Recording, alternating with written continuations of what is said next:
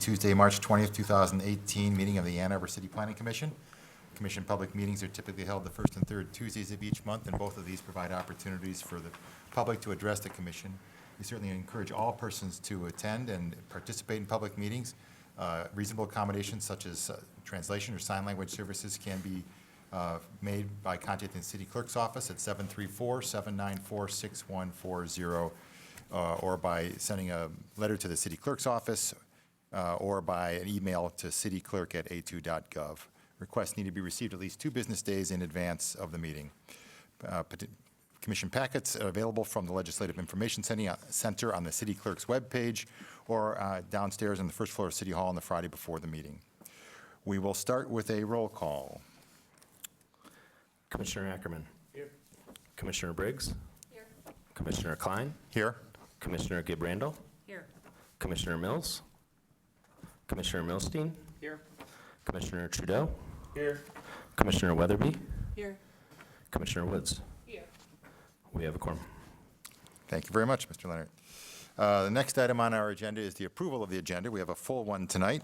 I would ask a commissioner to move the agenda, Commissioner Woods, and a second, Commissioner Milstein. Any discussion or comments on the agenda as proposed? All in favor, please say yes. Yes. Yes? That is everybody. Next item, number 4, is introductions, and we don't have any this evening, so we'll go on to item 5, which is minutes of the previous meeting. We have in our packet minutes from March 6, 2018. Anyone, can we have someone move approval of those minutes? Commissioner Trudeau, seconded by Commissioner Milstein. Any comments, questions, corrections on the meeting minutes? Okay, seeing none, all in favor of the minutes as posted, please say yes. Yes. Yes. This again, everybody. This takes us to item 6, which are reports from city administration, city council, planning manager, commission officers, and committees. And we start, as always, 6A with the city council report. Commissioner Ackerman. Thank you, Mr. Chair. It has been 2 weeks since we've last seen each other. In that time, City Council has met for a work session and a standard session. I'll tackle our normal session last night, as it was a fairly quick one. In terms of land use, the only thing of major note is that the single-family home at 505 White Street, which this body recommended for approval, was passed last night unanimously without debate. In terms of the City Council's work session, it was one of a series of budget work sessions that we have traditionally leading up to our May approval of the city's budget. This year, approval will happen on May 21st, or not. Most likely it will in some form. And the presentation we received surrounded ways in which we can more sustainably take care of our capital expenses, all of those built infrastructure and facilities that we rely on to drive to work, drive home, bike home, walk home, and the facilities that allow the city to service its population. There is chatter, and we are exploring and modeling what a sinking fund would look like as a means to provide for consistent payment into a fund that could then be used to pay for capital expenses when necessary, as opposed to our model currently, which is funding capital expenses as they emerge. So budgets could be hit with tens of millions of dollars of expenses in a given year, instead of spreading out that cost over 20 years. The other item is we will be re-examining our water rates as part of the budget approval. Water rates are something that affects everyone, whether or not you pay your water bill directly or not. Your landlord may pay it for you, and it's rolled into your rent. The rates are being proposed to increase somewhere between 5 and 12%, depending on what kind of home you live in, what kind of home you rent, and your usage of water. I encourage people to dive in. These materials are available online. It's a fairly sophisticated model, and because in the state of Michigan we're required to bill utilities at the rate they're used and for the cost of supplying those utilities, this model is fairly sophisticated in capturing the way in which we do that. A lot of moving parts, a lot of different tiers. If people have questions, I encourage them to reach out to their city council members who may or may not be able to explain the model. But to reach out to them nonetheless. But reach out to them nonetheless, because they'll get you their answers. Okay. Thank you, Commissioner Ackerman. Next up is the report from the planning manager, Mr. Leonard. No substantial report. I would note that we ran out of copies of the staff report for the first item, Mallets Woods. They are being copied, and we should have a delivery coming forthwith. Okay. Planning Commission officers and committees. Is there anything to report out from any of the committees or officers? Commissioner Gibb-Randall. From the DDA, they've had a whole series of workshops this week, and there still may be one more on getting input on the conversion of First and Ashley going from two-way, or from one-way to two-way, and also on protected bike lane for William, and looking at some of their more recent renderings for some of the changes on Huron Street. So there's a lot going on at the DDA right now in regards to those projects, and they've been looking for public input, so check that out to be able to learn more. Great, thank you for reporting that. Any other news or information from planning commissioners? Item 6D is written petitions and communications. There are several in our packet tonight I would direct your attention to if you haven't had a chance to look at those already. The next item is item 7. It's audience participation. This is the first opportunity that the audience members have to address the commission. You may, if you are interested in addressing the commission at this time, you should come up to the podium and state your name and address for the record. The available topics are any items that are not listed as public hearings on this agenda. So if it's listed under item 9, regular business, then those public hearings will happen at that point in the meeting. But if it's anything else, you may address the commission at this time. Okay, seeing not a mad rush up to the podium, there'll be another opportunity for you later at the end of the meeting if you change your mind. We'll go to item 8, which are public hearings scheduled for the next business meeting. Mr. Leonard, do you have a list of those? Yes, for the April 3rd Planning Commission meeting, we have another packed evening in store for you planning commissioners. We have a site plan for 2050 Commerce Boulevard, a site plan for city council approval. This is a proposal to construct a 4-story, 267-unit apartment building on a 3.8 acre site.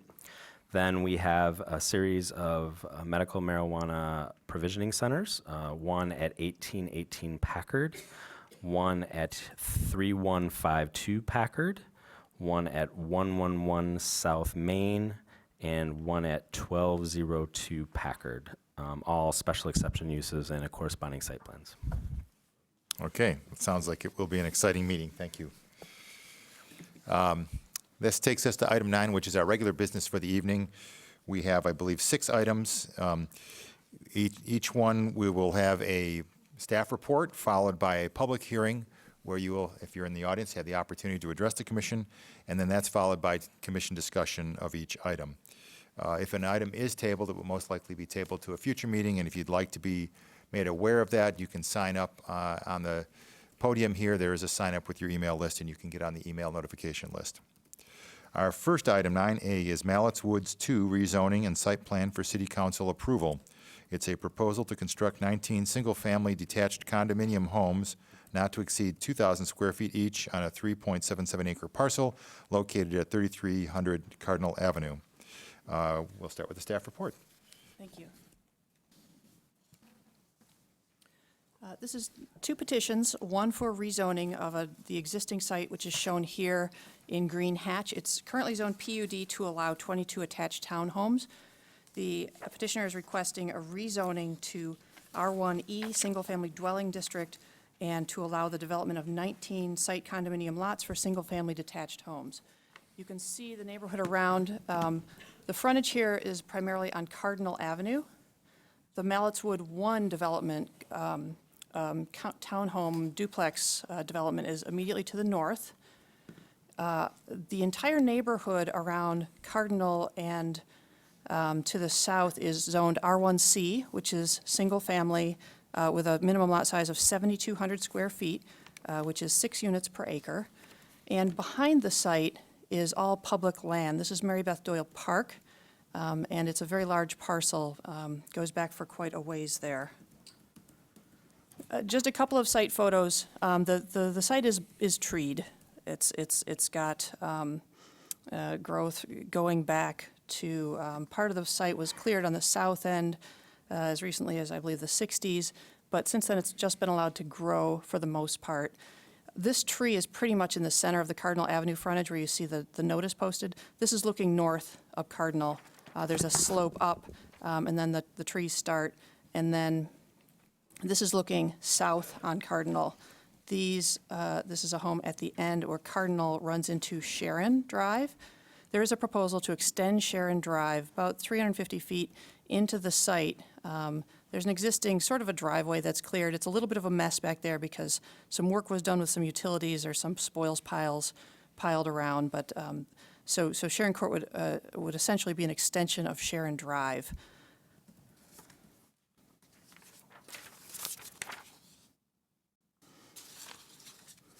Let's see. I'm going to jump around with my slides here a little bit. Here's what's proposed. We have 5 lots off of Cardinal Avenue and 14 off of the new Sharon Court that I just described. And these are R1E lots, so they do have a minimum lot size of 4,000 square feet, and they are capped with dwellings of 2,000 square feet. This includes unfinished spaces that can be made habitable, like bonus rooms and basements. So the size of the homes is limited.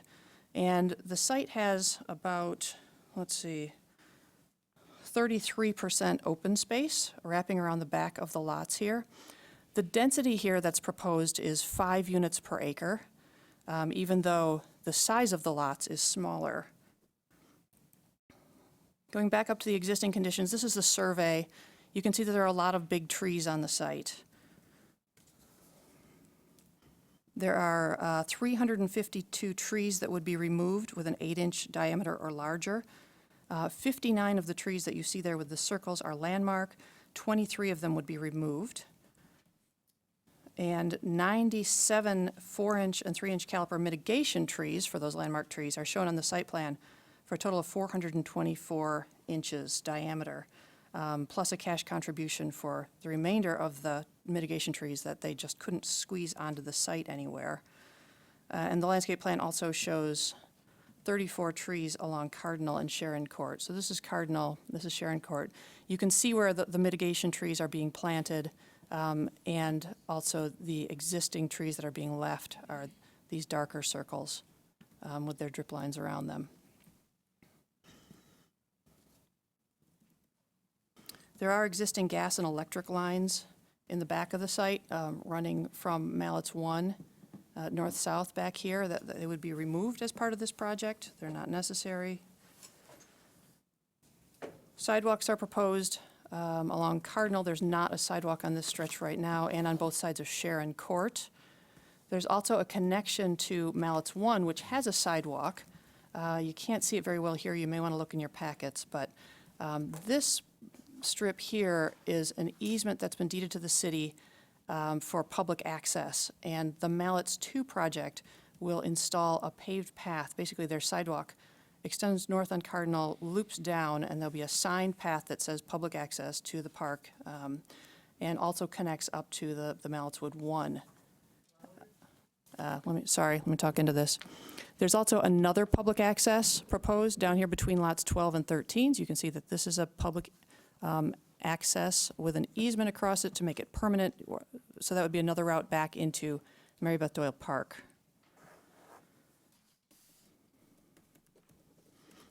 There are, on the 19 lots, each would contain a single-family home with, at minimum, a 1-car garage to meet the parking requirement. Traffic analysis shows an increase of 23 a.m. peak hour trips and 24 p.m. peak hour trips. And there were 2 citizen participation meetings held, one in 2016 and one in 2017. The 16 meeting minutes are in your packet, and the 17th were distributed to you today. You should have a hard copy also there on with your packet. Unit comments include that engineering notes a flow equivalent of 23 gallons per minute will need to be removed from the sanitary sewer system to mitigate the new flow from this proposed development. And staff is recommending that the zoning petition be approved and that the site plan be approved. They comply with all applicable local, state, and federal laws, ordinances, standards, and regulations. And that concludes staff's report. Thank you. Thank you very much, Ms. Thatcher. So we'll now open up a public hearing on this item. If you would like to address the commission on this item, please come up to the podium, state your name and address for the record, and you may speak for up to 3 minutes. If you are the representative of an organized, recognized community group, you can notify us and you can have up to 5 minutes, and the petitioner, if they choose, may have up to 5 minutes.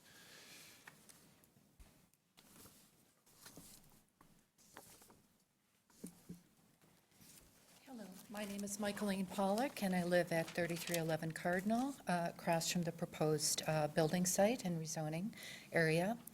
And in March 28th of 2017, we as a neighborhood got together for a meeting, and I believe you have all of our questionnaires that we put together in a summary of that questionnaire, so I won't go into that in detail, but I did want you to take a look at that and see what our concerns were.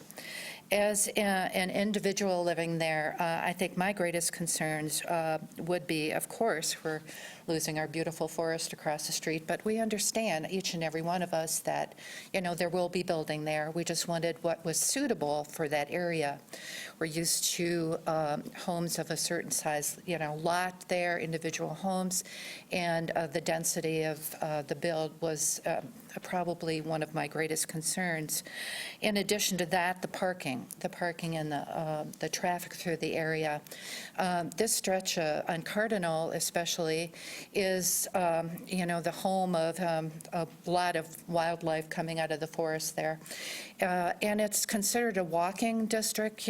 Many people go through there because of the beauty and the peacefulness, bring their kids and, walk past there. And we're real concerned about the parking, because I believe on the side of the build there won't be any parking allowed on the street because of the dimensions of the lots and et cetera. You're familiar with, what goes into that. So most of the parking will be on the side of the street of that is already existing. My only last concern as an individual living on that street is, the impact on the sewer and the water in that neighborhood. I personally have never had any problems with any sewer backups or, anything of that nature. And I'm unclear about what impact that would have, if there would start problems in that area. And that's all I have to say for now. I believe Emily. Thank you.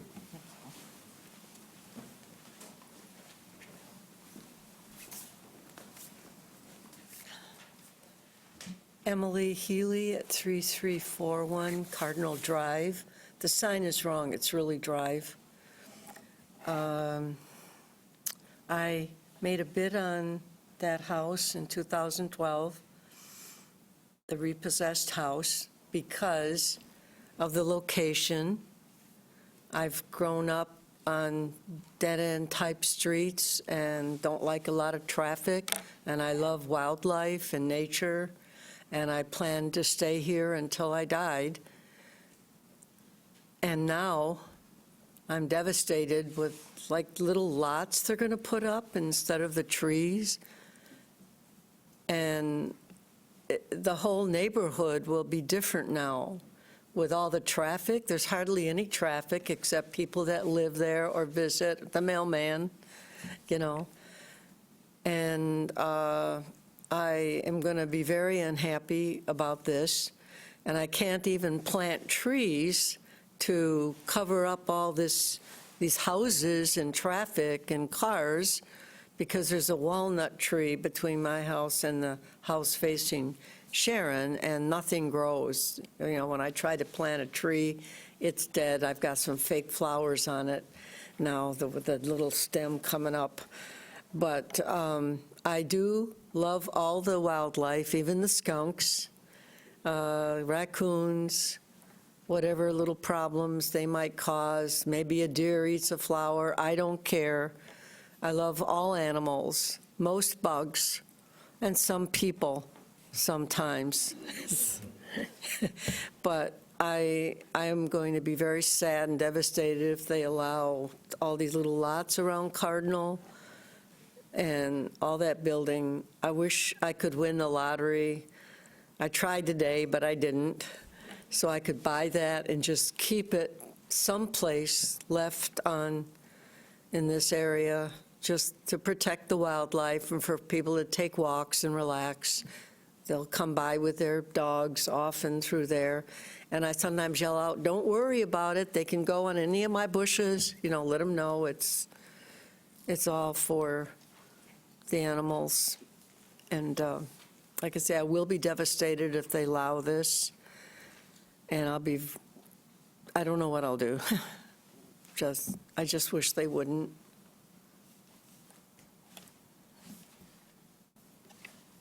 Okay, thank you for listening. Thank you for coming out tonight.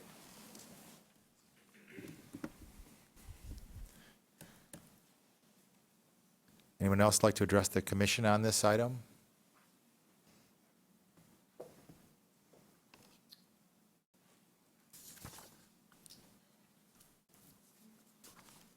Hi, James McCarthy. I live at 3192 Cardinal, part of Mallets 1. You mentioned here the walkway that's going to be put in is deeded to the city. I don't know if we ever deeded that to the city because it's not owned by this parcel that's being rezoned. I'm not sure what So the if that history could of be that is, clarified. but we'll ask that when we go forward. And then also the electrical that you're removing from here, are there going to be power poles put up on the street or power run through there a different way? If you could clarify that, that'd be great too. Thank you. Okay, thanks for bringing those up.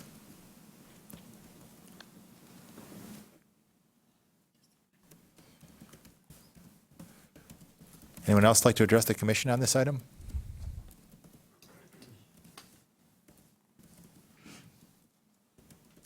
Okay. Seeing no one else, I'm going to close the public hearing, and we'll begin commission discussion. And we'll start by reading the motions, and we have two. One is for the rezoning, and one is for the site plan and development agreement.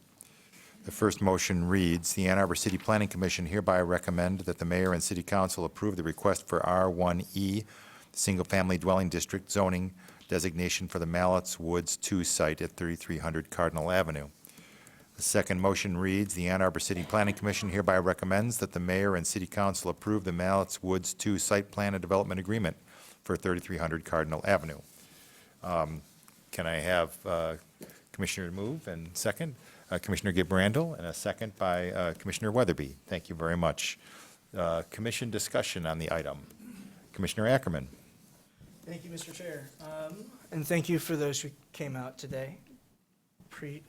We appreciate it. When looking at a rezoning, I think the first consideration has to be, how does the petition better serve the community than what's already approved and has entitlements? When looking at the PUD that existed previously and stands as the current zoning, we see 22 attached condo units with a slightly higher density and a distinctly different style than single-family homes. Single-family homes being the prominent, if not only, type of housing in the surrounding neighborhood. I think converting the zoning from an attached condo multi-unit style to a single-family home style is the right direction. The second is, how do we accomplish maintaining the character of the neighborhood? The size of the units, the economics of the neighbors, how do we best preserve that? And unfortunately, our zoning code as written today doesn't accomplish that fairly well. The surrounding neighborhood is zoned R1C, which allows for very large homes these days. What this market would likely produce with an R1C zoning type would be very large floor plans. Mansions very much not in scale or in character or price tag compared to the neighbors. If we want to help preserve that as best we can, we need to look towards single-family zoning districts that have smaller allowed footprints. In fact, cap the amount of square footage each house can be.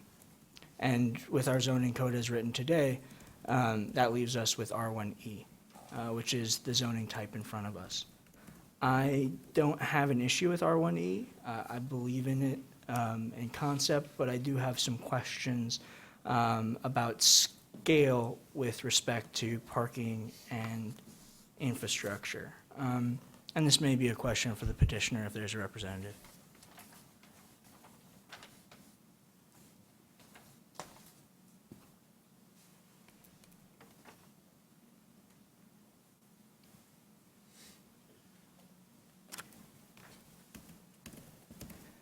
Hi, I'm Bill Kinley. I'm the petitioner, owner of the property. I think we met with you approximately 18 months ago at a working session, and we tried to incorporate all your suggestions. We've even taken many more from the city forester, and we ended up with the site plan we have.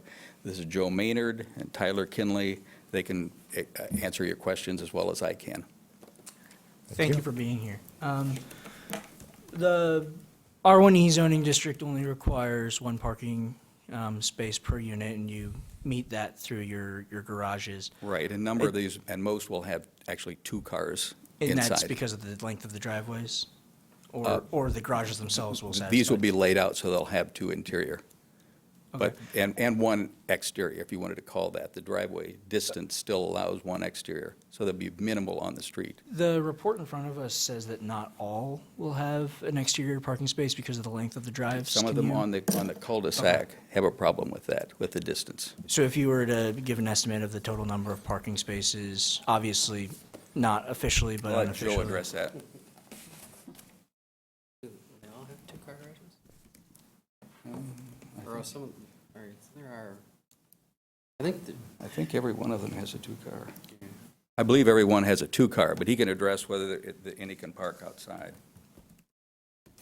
So every unit has 2 interior spaces? interior And then spaces. the debate is, or not the debate, but the conversation is how many exterior? right, there's actually about 4 units on the end of the cul-de-sac that have shorter driveways. Okay. That would not have room to park in their driveway Okay. space. And then the extension of Sharon that you're proposing, what's the width of that road?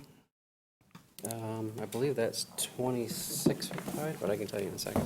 Meet city requirements. With Yeah. city, so because it's a public City- street, it city needs to public be. street, yeah. Okay. Street. And at 26 feet, how many sides of parking is that? Is that just single-side parking, or is that 2-side parking? We figured this out today in the office. It is wide enough for single-side It's parking. actually 28 feet wide. It's 28 feet. Yeah, So So- along one side of the Sharon extension, there could be on-street there could parking be as on-street well, parking, Right, yes. right. presuming that there's enough space between each driveway for at least a car. Correct. One of the things we did was we also tried to center the driveways next to each other, gaining space. So you got 2 driveways, you got a larger space, 2 driveways. We tried to accommodate that as best we could in order to gain some on-street parking space. I appreciate this. And this may be a question for you or for staff. Access to Mary Beth Doyle Park on the southwest of the site on the cul-de-sac. Is that through easement? Is that a public easement? That is a public easement, yes. Okay, and that's included in the development agreement, I assume? Yes, should be. I'm looking to, yeah. Yes, okay. it is. Thank you. The next question I wanted to turn to was water and stormwater. Obviously, building any new homes is going to affect the ability for the city to deliver services to the entire area.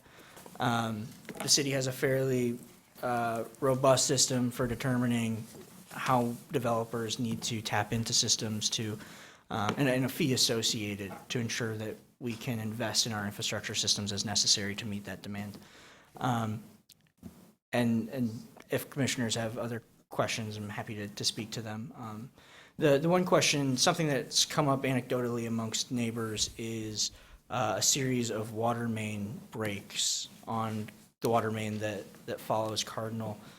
Is this a conversation that staff had with public service? Is this something that the city's aware of? Is this something that's been taken care of with the Springwater subdivision infrastructure improvements this past summer? I don't know. Okay. It's not something I've discussed with engineering, but they would certainly look at this with a, development parcel of this size. Okay. Just given that it's come up explicitly, I would appreciate clarity depending on what direction this goes tonight. Whatever the next step is, an answer to that would be appreciated. The other piece is stormwater. Mallets 1 built and correct me if I'm wrong, you were involved in the construction? No. Oh, you were not? No. Excuse me. I stand corrected. Thankfully. Mallets 1 involved the construction of a stormwater system to the north. And I believe you confirmed this, it seems to be dry a lot. It seems to be a fairly large system that doesn't collect a lot of water. And the county's Water Resource Commission was investigating that. Have you heard anything about that? Are you able to tap into that? We've gone through the County Water Resource Commission's review, and we've addressed all their concerns, including going into and evaluating the manhole that actually diverts water into that pond. Part of our project would be to enlarge that pond to accommodate some of our storm water from this project. But yeah, we'll be looking into and making sure that that connection that's in that manhole that diverts the water is functioning properly. Okay. So there is a fairly large stormwater system that is under producing right now. It's not providing the service it was intended to. Part of your project would be fixing that system altogether and then tapping into it. Right, talking about the Correct. underground, that, and enlarging Yeah. that. Well, the other part of our stormwater system here is we've got an area available for infiltration. So all of the homes that front Cardinal Ave will actually be utilizing that infiltration system. So their stormwater won't actually enter that detention pond. It'll be infiltrated in the backs of those homes. So the other portion is we've got the rain garden in the center of Sharon Court Extension that we'll be utilizing for our first flush treatment. Got it. So it's really the combination of all three. We have, when he said we're gathering for the 5 houses, that would be an underground detention. Then the rain garden, which is it's at the cul-de-sac, and then enlarging the existing one and correcting what appears to be a problem in water diversion there. And I appreciate it. The neighborhood is called Springwater for a reason. There is groundwater. And while there is infrastructure that was built decades ago to accommodate it, it has been broken. And that you're fixing it will be an improvement for the entire neighborhood. I think those are my questions for now. Barring more clarity on the stormwater, those are my questions for now. I'd be interested to hear colleagues' thoughts. Thank you, Commissioner. Other discussion, Commissioner questions? That's it. Commissioner Gibb-Randall? I am mixed on this project, and I'll tell you kind of my pros and cons of what's going through my head. I think the housing type makes a lot of sense. I think we don't see much of this, and I think we need it in this city, and we don't really have a lot of jurisdiction over saying what you're going to build on your site, but small, compact, dense housing that's close to good public transportation, which it is, and on a park just makes a whole lot of sense to me for what we need right now and what we often see coming up in front of us, which is not that. And I think that that's a niche that's really important to fill. I like the park connections a lot because that's a nice park back in there. I've done a little bit of design work in that park and know these woods somewhat too. And there really is kind of a line along there in terms of where that old woods really starts. And there are some old trees on your property too. It's not like there's a super clear old hedgerow, but that woods really hasn't been touched for a long time, and there's a lot of excellent quality in there. And so I'm glad you're not in there. I'm glad you're at the edges of it. I like how you've worked with the hydrology that's there, and that you are keeping development out of places where water is concentrating. You're not trying to force too much on here. You're kind of working with what's the kind of the way the land is moving, and that you've kept your stormwater footprint small in order to be able to save trees. What makes me sad is the trees. I'm a landscape architect, I can't help it. I see you trying to save them, and I see how you're laying out lots to try to save them, and I know it's not easy to do that, and I do see effort, and we don't always see effort, and so I appreciate that. It's just a lot of trees. And I know there's not a lot of sites in this town where we can put 21, single-family homes with a small footprint like that either. Sorry. So I appreciate that it's not so easy to be able to do this kind of thing.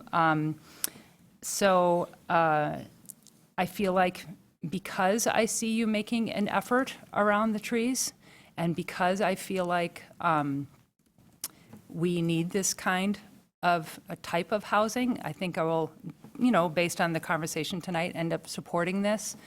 But it does make me a little heartsick to see some of those landmarks going, especially some of the species that are there, which we don't see all the time in Ann Arbor. Black oaks are not super common, so it's going to be a little sad to see those go. However, there are still lots of them left. I went through your whole list and looked at them all, so I have a pretty good sense of what you're taking out. I think your mitigation plan is optimistic. There's not a lot of 4-inch flowering dogwoods out there for sale, let alone black oaks, actually. So you may end up having to, figure out how to make that work. And I know you're trying to cram a lot on this site by putting in bigger trees, but they just may not be available in the nursery trade, so that you may find that challenging, and there may end up having to be alternate plans based on some of that. Can I think, say one thing to that? yeah. We actually did research to several landscape nurseries and provided a list to your forester, Carrie Gray, on the fact that all these trees were currently available. That's within great. Michigan. I'm We checked that surprised, before we actually- yeah, frankly. We checked it before we actually put the trees on Well, the then plan I appreciate to make that. sure that we could Because find there's them. some ones on there that, Especially some of them are larger, yeah. Yeah. Yeah. So, again, I feel kind of sad about some of these trees going, and the balancing act of what we look at all the time, I feel like the niche that you're filling is an important one and that we don't see that often. So that's where I am on this project. Thank you, Commissioner. I share many of your sentiments, on the project. I think there's a lot of benefits, and I, too, am empathetic to the loss of those landmark trees in particular. I have a question for the petitioner. On the site plan, there's an area that are defined as the site condos for the lots that are the individual unit lots, and then there's areas that fall outside of there that are still part of the overall property. How is maintenance and upkeep of the overall property handled in something like this? Well, Joe can probably answer better than I, but there are a number of areas that are designated here. Well, you don't see the Flip this colored around, part. yeah. Yeah. You can see it. That would be part of the association These responsibility. areas.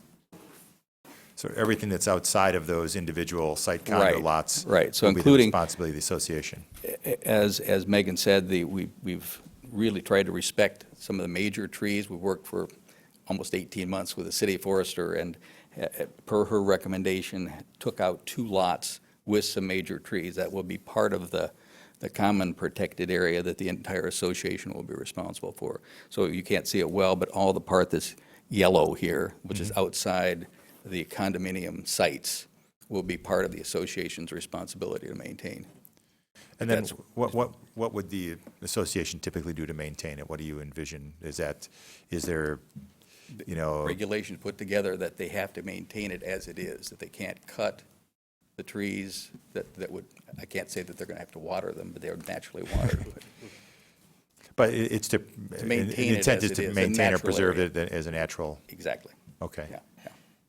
And then the sidewalks will become deeded to the city? City, yeah. The Then, sidewalk's actually in, no, I'm sorry, it is outside the right so of way. Yeah. the Mallets 1 sidewalk, if you was watching, is behind the porte cocheres, as they call them.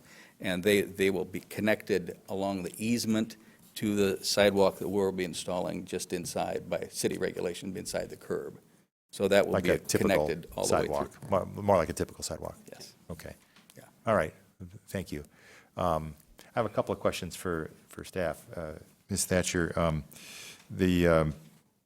assuming that the fire marshal reviewed the extension of the roadway for vehicular access, and it meets those requirements, is that? Yes, it does. Okay.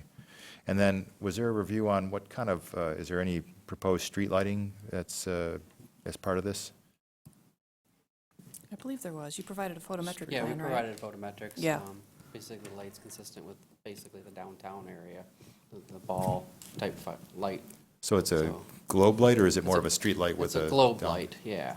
I mean, yeah. So it's a lower, more It's a pedestrian lower scale light? pedestrian Okay. friendly light, yes. And then the other question I have is, one of the audience members asked about the removal of the existing gas and electric, apparently, that's running through the site.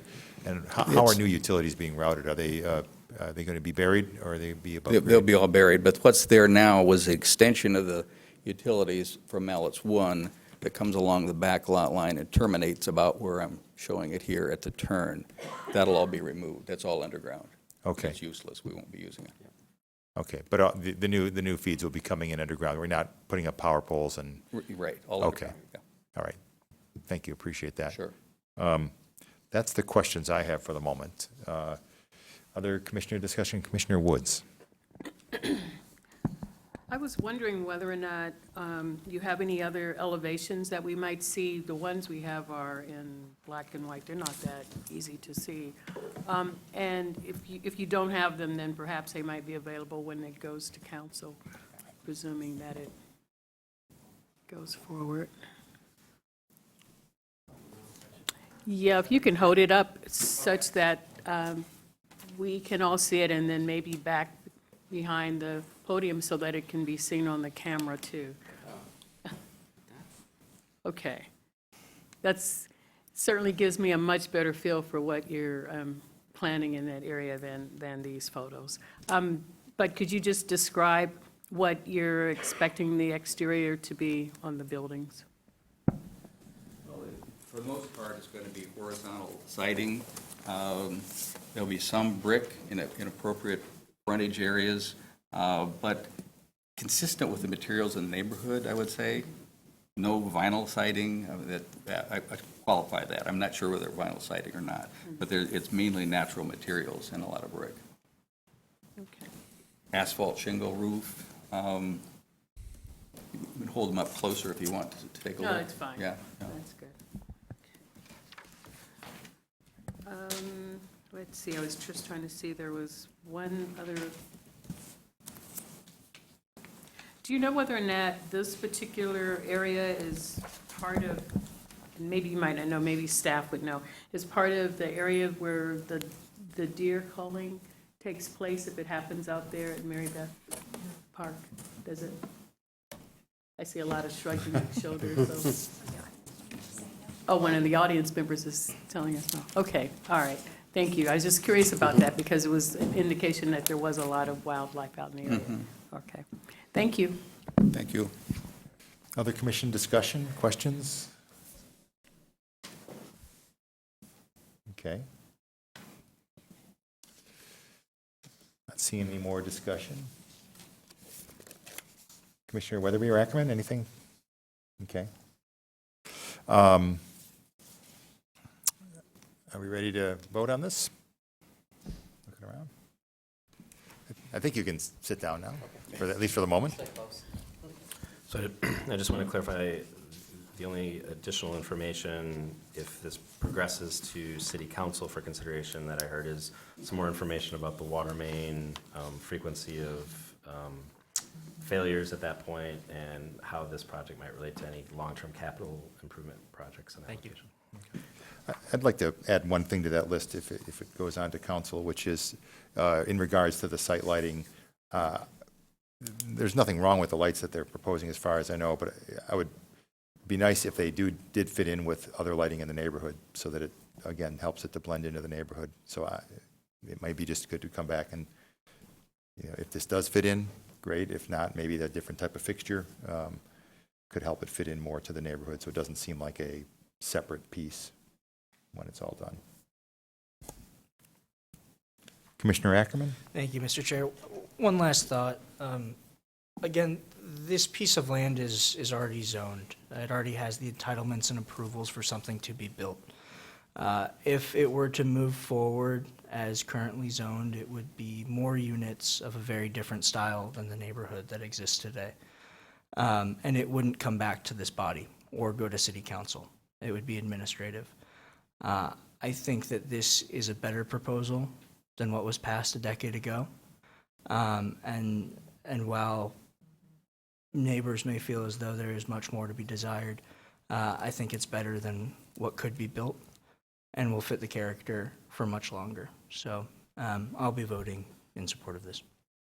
And I share your sentiments, Commissioner. Any other comments? Commissioner Briggs? Just to follow up on that, I can imagine the feeling of sickness of some who live nearby and are watching this sort of woods go away, and I am certainly sympathetic with those sentiments. I'm sure I would feel very similarly if this was across the street for me. But I do share as well the feelings of my colleagues here at the table in terms of what has been echoed before. So I will also be supporting this project, but I'm also sad at the loss for the existing natural environment in that neighborhood. Thank you. Any others? Okay.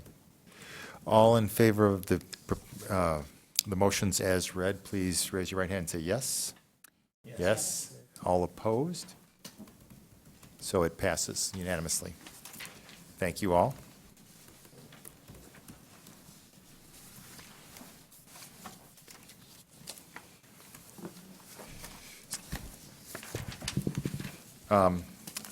Our next item is item 9B.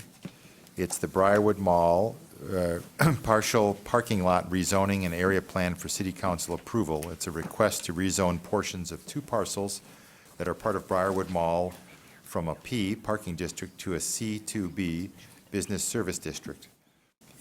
Parcel 1 has a total of 27.5 acres, of which 13.1 acres are proposed to be rezoned to C2B, making this parcel entirely zoned C2B. And parcel 2 has a total of 4.4 acres, of which 1.8 acres are proposed to be rezoned C2B. And the portion of parcel 2 north of Briarwood Circle will remain zoned P. We will start with a staff report from Ms. Delio, and then we'll have a public hearing and commission discussion. Thank you. As mentioned, this is the Briarwood Mall partial parking lot rezoning and area plan. The sites are located on the inside of Briarwood Circle. All right. Sites are located on the inside of Briarwood Circle. And with this request, all of parcel 1, which is in the gray here on the screen. Parcel 1 is a sort of boomerang, upside down U, Mickey Mouse shape. With this request, all of parcel 1 would be rezoned to C2B. Right now, the portion that is within the yellow is C2B, and the outside is zone parking. Also, with this request, parcel 2, which is shown here in gray, it is a meandering spaghetti-shaped piece. The portion of parcel 2 that is inside of the ring road would be zoned C2B, and remaining in the P district would be the portion outside. The applicant requests this rezoning so that commercial activities such as special sales and entertainment events can be held in these parking areas. Again, the sites and the parcel information includes these two pieces that are now shown in yellow. I'll back up a little bit. Briarwood Mall, as we know it, actually consists of 5 parcels and 4 property owners. Parcels 1 and 2 are owned by Briarwood LLC, And parcel 1 includes the central portion of the mall, not the anchor tenant wings, and 2 portions of the parking lot. Parcel 2 includes the 2 freestanding restaurants, which were somewhat recently site planned, as well as some of the parking lot and some of the private roads. The staff report details the ownership and locations of parcels 3, 4, and 5. The current zoning has several designations for the Briarwood complex as well as the Briarwood Mall area inside the ring road. There are 2 inside the ring road, C2B for the mall itself and areas extending about 50 feet beyond, and then the rest is Zone P parking. There are also 2 little two little C2B areas, one here, this is occupied by a Firestone Auto Service Center, and there's a square of C2B here. It is on parcel 3, but it does not have a principal building. Excuse me.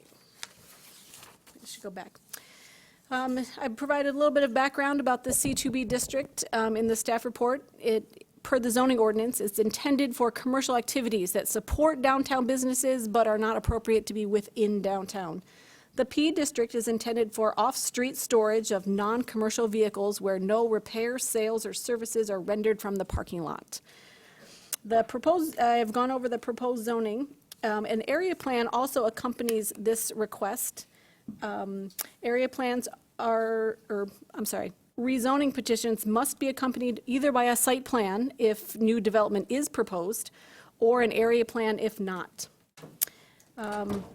The area plan petition deals with the 90 acres that is inside the Briarwood Circle Drive.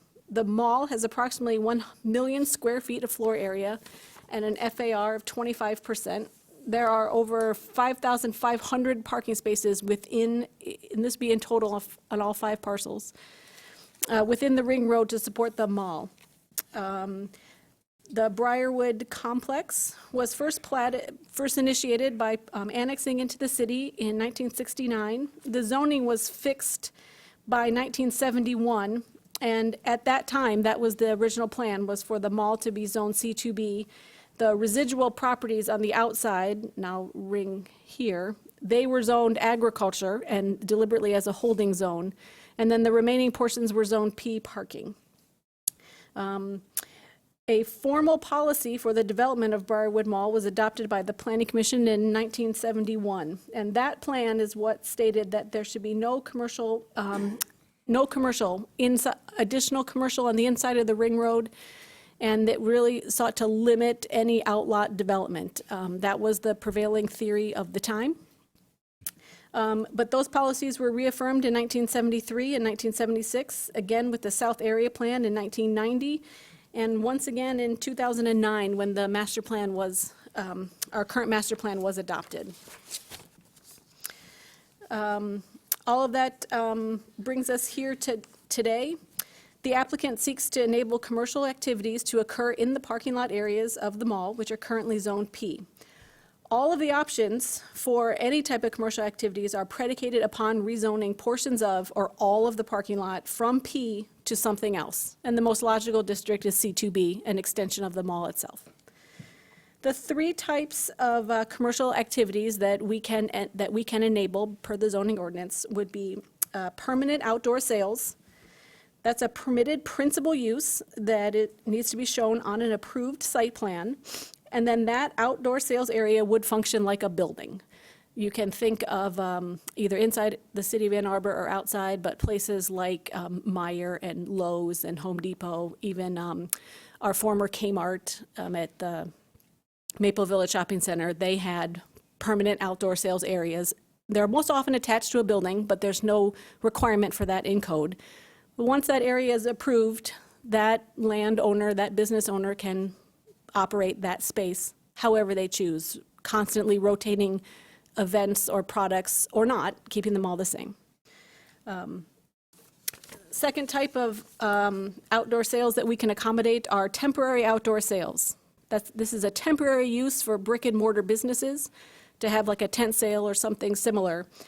And that is a temporary outdoor use by that brick and mortar business. It's a total of 180 days per calendar year, and you just need a zoning compliance permit for that. The third type that we can entertain is temporary or outdoor sales temporary by others. And this is the use that allows third parties to come in and set up for a temporary length of time on a site where they do not have a brick and mortar presence. It does require special exception use approval by the Planning Commission for that particular vendor and that particular event. This use is most appropriate for recurring events or seasonal sales, and the Commission has approved quite a handful of these. Most recent ones have been some of the fireworks tents that are allowed in some of the shopping centers, the weekly farmers market on the west side in a private parking lot. The mall approached us about how can they do these types of things in the proper manner. We outlined what the choices would be, and they indicated that the temporary outdoor sales by others, allowing the third parties to come in, would suit their needs the best. But as I had mentioned previously, all of these are predicated upon rezoning. It has to be rezoned from P parking to C2B or another commercial district. Staff report goes through the standards for approval when changes in the text or zoning map are proposed. The standards are the extent to which a rezoning is necessary, how it will affect the public welfare and property rights of persons nearby, how the rezoning will be advantageous to the city, how the location will meet the needs and requirements of the potential users and occupants, any change or changing conditions in this particular area or the city in general, and any other circumstances that may apply. Regarding their rezoning petition, staff acknowledged the mall has probably the largest parking lot in the city, single parking lot in the city, and it is underutilized. It could be redeveloped for additional uses. The P zoning was as a buffer to protect the mall from competition, which was perhaps fine in the 70s, but it's proving now to be a barrier. And the question is not so much if or why the parking area should be repurposed, but how. Allowing the special sales and entertainment events would give a boost to the mall as they are seeking. We are a little concerned that these are temporary measures and short-term fixes rather than working towards a long-term plan for sustainable development in line with the master plan. And to that end, while the parking lots are valuable land that should be used for more than just parking cars, but the city must work towards incrementally achieving its master plan and keeping the best interests of the public of the city in mind. Staff recommends that only parcel 2 be rezoned from P to C2B. This area is approximately 1.8 acres and would enable all the events that Simon Property Group desires. And it has been recently site planned. It meets the current development standards for landscaping. We do not recommend that parcel 1 be rezoned at this time. The applicant should demonstrate how rezoning those 13 acres, which could actually support another 1 million square feet of development, would affect the city. At minimum, a more robust area plan is needed about how the redevelopment might impact traffic congestion and city utilities and how it would promote mixed land uses and so forth. Because if rezoned, that development would be permitted by right. I have forgotten, but I have a few street view pictures. This is the area of parcel 1 inside the ring road. Here's the east leg of that was parcel 2 inside the ring road. East leg of parcel 1 is here, and here's the west leg of parcel 1. I am able to clarify anything in the staff report or answer any additional questions. Thank you very much for that very thorough report. We'll now have a public hearing on this item. If anyone would like to address the commission on the proposed rezoning at the Briarwood Mall, please come up to the podium, state your name and address for the record, and you may have up to 3 minutes.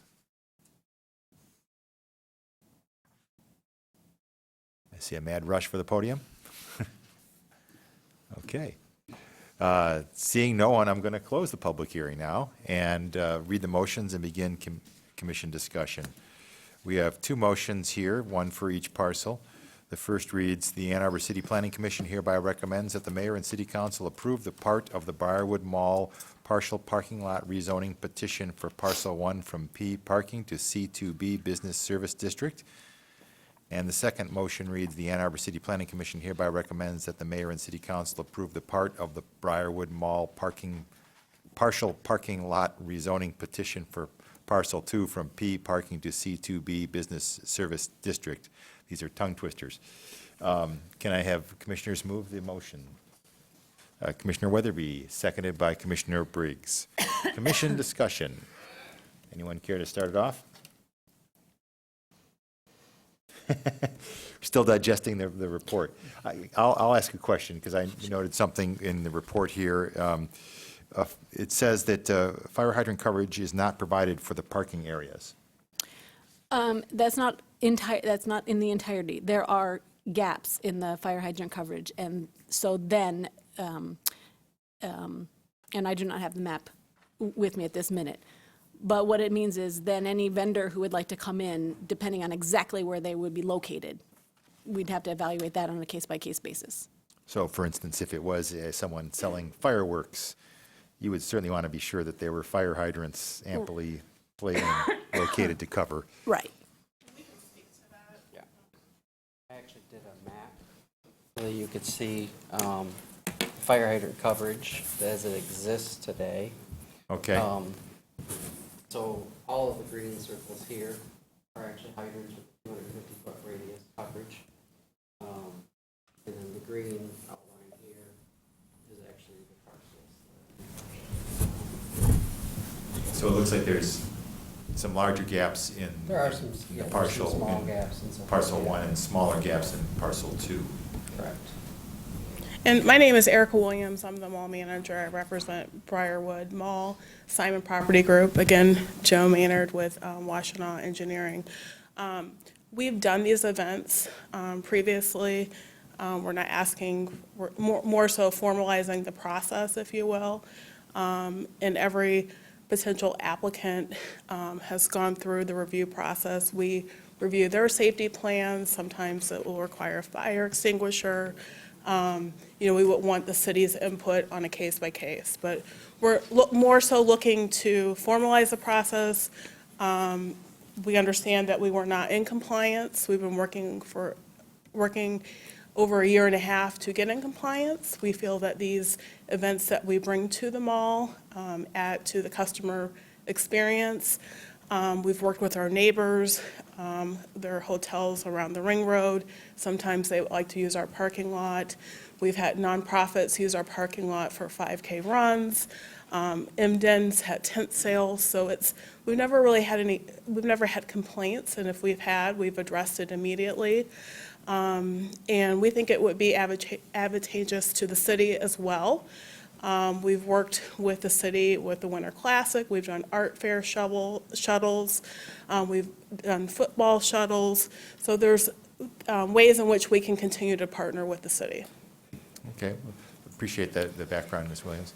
A question for you then, is this seen as, in terms of the mall management, as a long-term strategy to have these temporary things, or is this potentially something that's seen as more in the short to midterm when there might be other things that wouldn't be discussed today because they're not ready? Yeah, and we've been doing these things for the past 43 years. The community and our customers love it. We're always looking for development opportunities. If those opportunities present themselves, we will definitely come back to the city with a plan. And so, again, we're just looking to formalize the process and be allowed to do the things that we were allowed to do. We haven't been able to do it for the past year and a half. We've had English Gardens on our property, and it's just been a great experience. Okay, well, thank you. And thank you for the map of the hydrants. That's helpful to understand what the coverage looks like today. One of the things we should point out too is we weren't asking for all of the parcels to be rezoned. We wanted to confine the space that we were looking for these events to happen in more of the dark shaded areas. So they're just isolated areas. They're areas that are less used for cars, for people visiting the mall. Where basically most of the time they're kind of vacant, except for maybe 3-4 days a year. And during holiday, it would be seasonal, because during holiday, where we have our peak of traffic for customers, obviously, we want to make sure we have enough parking for customers to come to the mall. So it's really, we're talking about maybe 5 to 10 events during the year, and for them to be temporary. One day, a week, a weekend, just very temporary. And I have a map, if you like it, that shows the two areas that we're talking about. It may be helpful. It's in yellow. This is parcel 2, and this is parcel 1. So we're just talking about maybe. So it's better if you can be at the podium so we can get you on the microphone in terms of, otherwise it's not going to get recorded I as part of the apologize. proceedings here tonight. I apologize. So I'm assuming that those are the parcels that we have shown in our map, and it's not something different. But if it is something, if you have copies and you want to pass them out to the I would love to commission, pass that's them fine. out. It's the same, but it's a little bit easier to see it.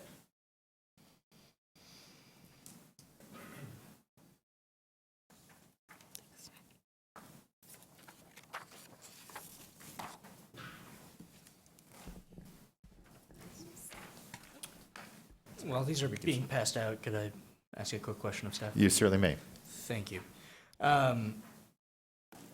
Is the reason that we're not looking at more specific rezoning just that these are single parcels and zoning has to stick with the parcels themselves? So maybe is your question also along the lines of why is not rezoning the entire area within the ring road or something along those lines? Zoning. We can take it there. Zoning does not have to follow property lines. In fact, point of fact, this current situation, the zoning boundary line does not follow a property line. It's set at 50 feet from the perimeter of the mall. You do need a legal description of the zoning district, but it does not have to be one and the same as a property. Although, unless it's a city-initiated rezoning, you do need the property owner's consent to do that. And even with a city-initiated zoning, we would work with the property owner. We have not worked with the other four property owners in this case. Only the parcel 1 and 2, which is owned by Briarwood LLC, if I've got the name right. They have approached the city about rezoning the parcels that they control. It could be a next step or subsumed in this process to rezone the entirety of within the ring road, but we haven't done the legal description work for that, nor have we worked with those existing property owners. Thank you. Does that provide the I answer should say, you're does that looking answer for, your question? Commissioner? And ones I didn't even ask. I'm very good at that. Commissioner Gibrandl, then Commissioner Trudeau, and then Commissioner Woods. What would you say Briarwood's general approach is in terms, I guess their philosophy towards the development of outlots? Like, we've been given kind of a history of, in the beginning, it was to kind of keep competition out, and now with Amazon and all that stuff, it's tough business to keep a brick and mortar place in business. I've seen over the years, Briarwood add like PD Chang's and some things like that that are kind of attached to the building but coming, out into the lots and everything. What is their view about things being at the ring road? Like, what is your stance towards that in terms of some of these underutilized areas? Like, do you all have a kind of philosophical approach that has been defined, or has it evolved over time? Well, that's a good question. In 2013, we did add PF Chang's and Bravo. We bought those two parcels back from a different property owner and added food, which was in great demand. So we're always listening to our customers. We're always looking at different opportunities. When those opportunities do arise, we go through a very thorough planning discussion with our corporate in Indianapolis. We have an entire department that is devoted to that, our development department. So we're always looking and we're always evolving. I don't know if that answers your question, but we always have a future look as to how we're going to redevelop the property. I guess But this particular zoning is just to allow temporary uses. Right, and we get that. I think it seems like what I'm hearing from Mr. Leo's report is that they're trying to kind of encourage you to think beyond the temporary and into the kind of what's the future really going to be here, folks? And so, again, I guess my question is not just what development opportunities are. Clearly, ones that are part of that building still make the core of your building stronger. Having buildings at the exterior, that's a change. Do you all have a position on that? I'm just curious if that's something that is kind of part of the dialogue of where you all are. Because I think that what I'm kind of hearing from the staff report is that's the direction they're wanting to nudge you into.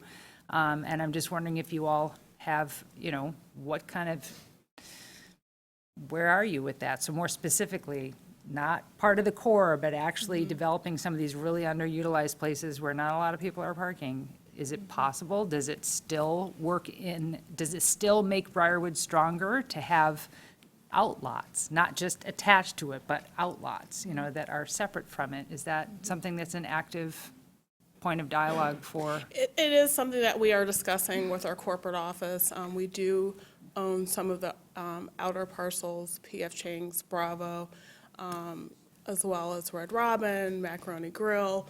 So there are additional out parcels out there. It may not appear on the parcel or the area plan, but like I said, we are having conversations with our corporate office. There are discussions being had.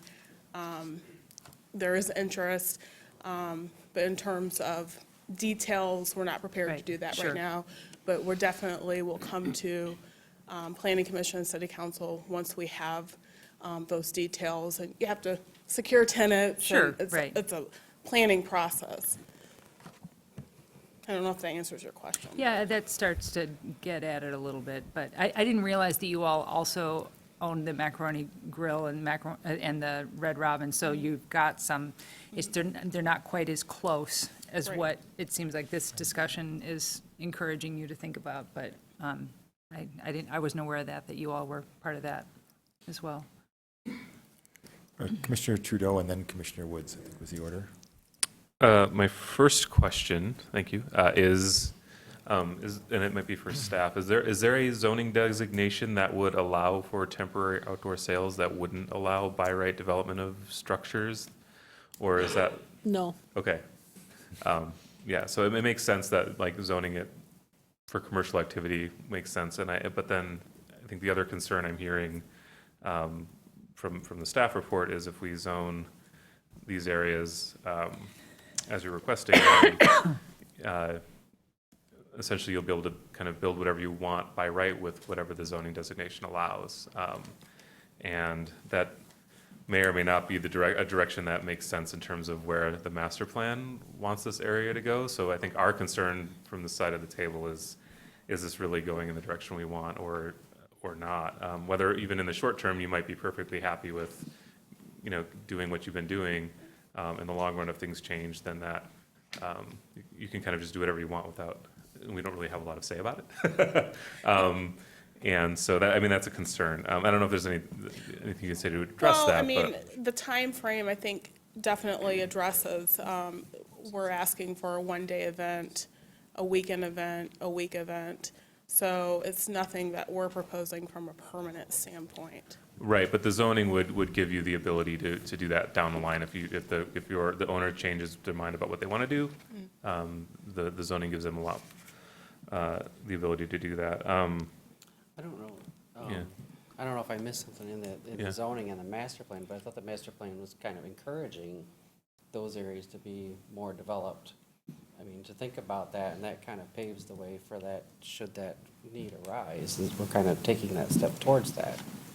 I don't know if I missed something on that. Maybe. I think the nature of the development and how it gets redeveloped is Is what you're losing. yeah, well, I don't know. I think that's just a concern, and I understand that concern. In terms of the ultimate form it takes, because if we just get a few more, sort of auto-centric boxes out on the edges of the parking lot, which might be incrementally better for you all, might not actually create really transform the space here to make it more of a thriving, walkable, rethought sort of center as we're sort of redeveloping the city. So I think that's a concern I sort of have, and what I'm hearing a little bit from the staff side. And it would be theoretically possible for us to do a conditional rezoning, but we're not allowed to ask for those, right? Like, Correct. Yeah, okay. So that would be something that would have to come from that side of what conditions would be placed on, what would happen there. Well, if I could just jump in, Yeah. I think you're hitting on something that, and you guys have referenced it in the staff report. I mean, that was definitely a question that we had when we were doing the review.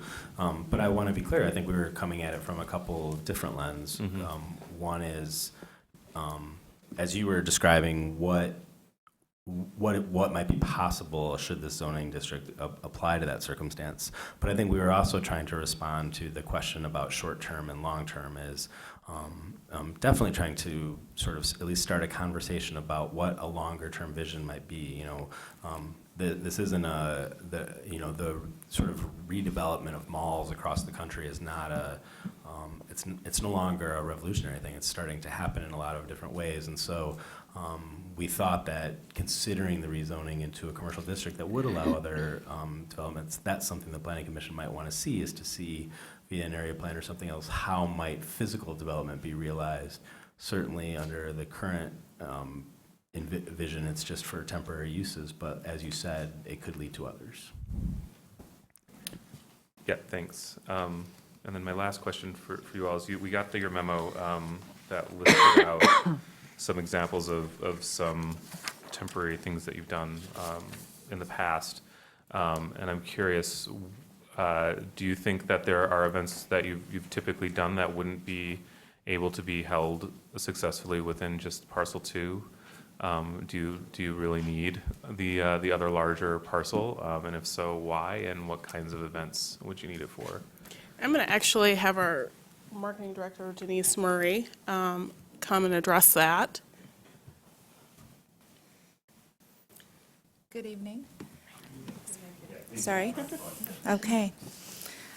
So we've hosted different events at the property, one of which was the Touch a Truck event that we did with Success by Six and United Way. It took a substantial amount of space. It was a tremendous turnout by the community.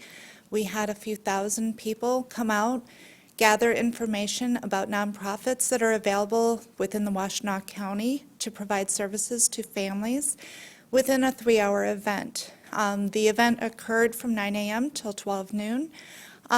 It would not have fit in parcel 2. We had it on the south side of Sears, which is highly underutilized. It had a natural barricade with the park that's adjacent to it, and the barricade of the median on the west side of the property, south of Sears. So it had very natural barriers. We weren't disrupting anybody. We weren't taking away from anything. We certainly weren't putting up permanent structures. There's nothing in what we're asking for today to put in any permanent structures of any sort. Every event that we have hosted, we have had go to the city and get permits in order to conduct the business that we did on that short-term basis. We're not looking to do anything beyond what we've done for 43 years. So I understand the interest in wanting to know what the mall is looking to do for maybe the next 30 years. But that isn't what we're here about tonight. We are here to get it zoned according to the city's request so that we can continue to do what we have been doing. So does that answer your question? Yeah, I think you answered my question about whether whether you can hold all of the kinds of events you listed in one parcel or the other. And I hear the intent is not to build anything with these rezonings, but a rezoning as it stands doesn't, it means you can, right? So we're saying you can build something if you want to, and we're setting the parameters without really having And much it's of an really idea. unfortunate, you know, that previously it was zoned parking. We would have people go down, get their permits from the city. The city would issue the permits, and we functioned, and we didn't think there was anything wrong. The city didn't think there was anything wrong because they kept issuing the permits, and not once, but many, many years. I've been here for 11 years. And we were told essentially, well, that just because we're getting away with it doesn't mean it was right. So I don't feel that we are trying to get away with anything. I think we're trying to do a good public service. We want to continue doing that. I personally think we should keep it parking and continue to get permits and not rezone it at all, because obviously by rezoning it, it's opening up a lot of can of worms that you guys are very uncomfortable with. And nothing that you're uncomfortable with are what we're trying to accomplish here. Commissioner Woods.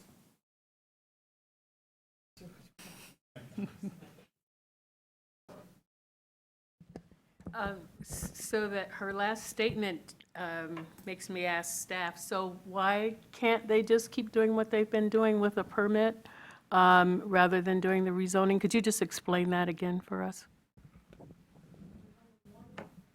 Thank you. There's only one use allowed in the P district. That's the storage of vehicles. So when they were given permits, was that just something was happening and someone was making a mistake?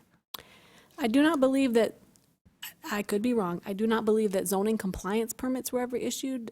It is certainly possible that the fire marshal issued a permit for a tent.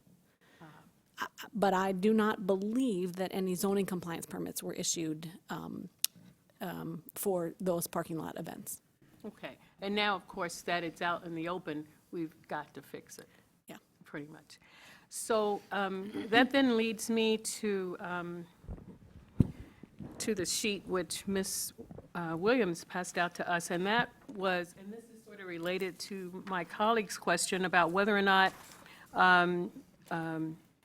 Briarwood would be able to hold the activities that they would like to hold if we were to follow staff's suggestion and only grant the rezoning request for parcel number 2. So, Ms. DeLeo, in the map that you have up right now for us, could you, either on this map or one of your other maps, show us which area you're suggesting should be approved? So it's the number 2 up there? Yep. And so that's just that little dark colored with the 2 on it? Right. How much, it's probably on here someplace, but how much area is that? All of parcel 2, which starts here, has this little narrow piece, widens here, crosses the street, and then includes the road, these 2 private roads. All of that, I believe, is the 4, all of that is 4.4 acres. Okay. Just the part that is zone P, but stops at the ring road. So from the ring road south, this large area here is 1.8 acres, Okay. which is, I didn't put the square footage on it, but it's, say, 70,000, not 70,000. Yeah, 70,000 square feet. So does anyone know about how many rows of parking that would be? I'm just trying to envision how much we're saying it would be possible for them to use. I think that Mr. Maynard has a map. I thought it was 6 rows. 4. 1, 2, 3, 4, 5 rows of parking. Okay. Yeah. A double row here, a double row here, and a single row here. Okay. All right. Thank you. Thanks. This is certainly something that brings up a lot of issues, because as I look back at the history, I think it probably is time for us as a community and as a planning commission council to, to begin to think about the Briarwood area and to talk about that. In fact, I know we're planning our retreat. Maybe we could even use half an hour of that to sort of talk about this, because it does raise issues. And I certainly would not want Briarwood, which appears to be functioning and doing really well, to suddenly have a situation where it's not doing so well, because all we have to do is look at our newspapers or to look online and you see a number of places businesses that were doing okay and suddenly things start to shift. So right now, I'm not sure what my vote would be because I do feel like it would not be perhaps giving them enough space for things like that big truck thing that you mentioned, which sounds really fun. I'd like to go and touch a truck too. But the national tour buses and all those kinds of things, those just appear to be events that would take more space than perhaps that small space up at the top. So I'd like to hear more from some of my colleagues about that.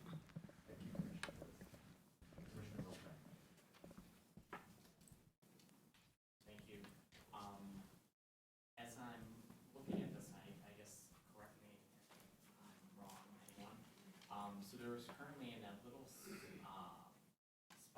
that the Chains of Broadway is currently located. That looks like two large restaurants that are operating that could very well fit into the large portion, the 1.8 acres, into that spot. Is that correct? I agree. They look roughly, the dimensions are about the same. I think that area. Sorry. I agree. I think those, they visually look about the same. Mr. Maynard has the site plan with the dimensions. My recollection is that area of parcel 2, that's 1.8 acres, something like 200 feet by 700 feet. And that would be enough. And also, those 2 restaurant pads are in that ballpark. Okay. So that's my concern comes from all this is I do agree that with the staff's recommendation that rezoning parcel 1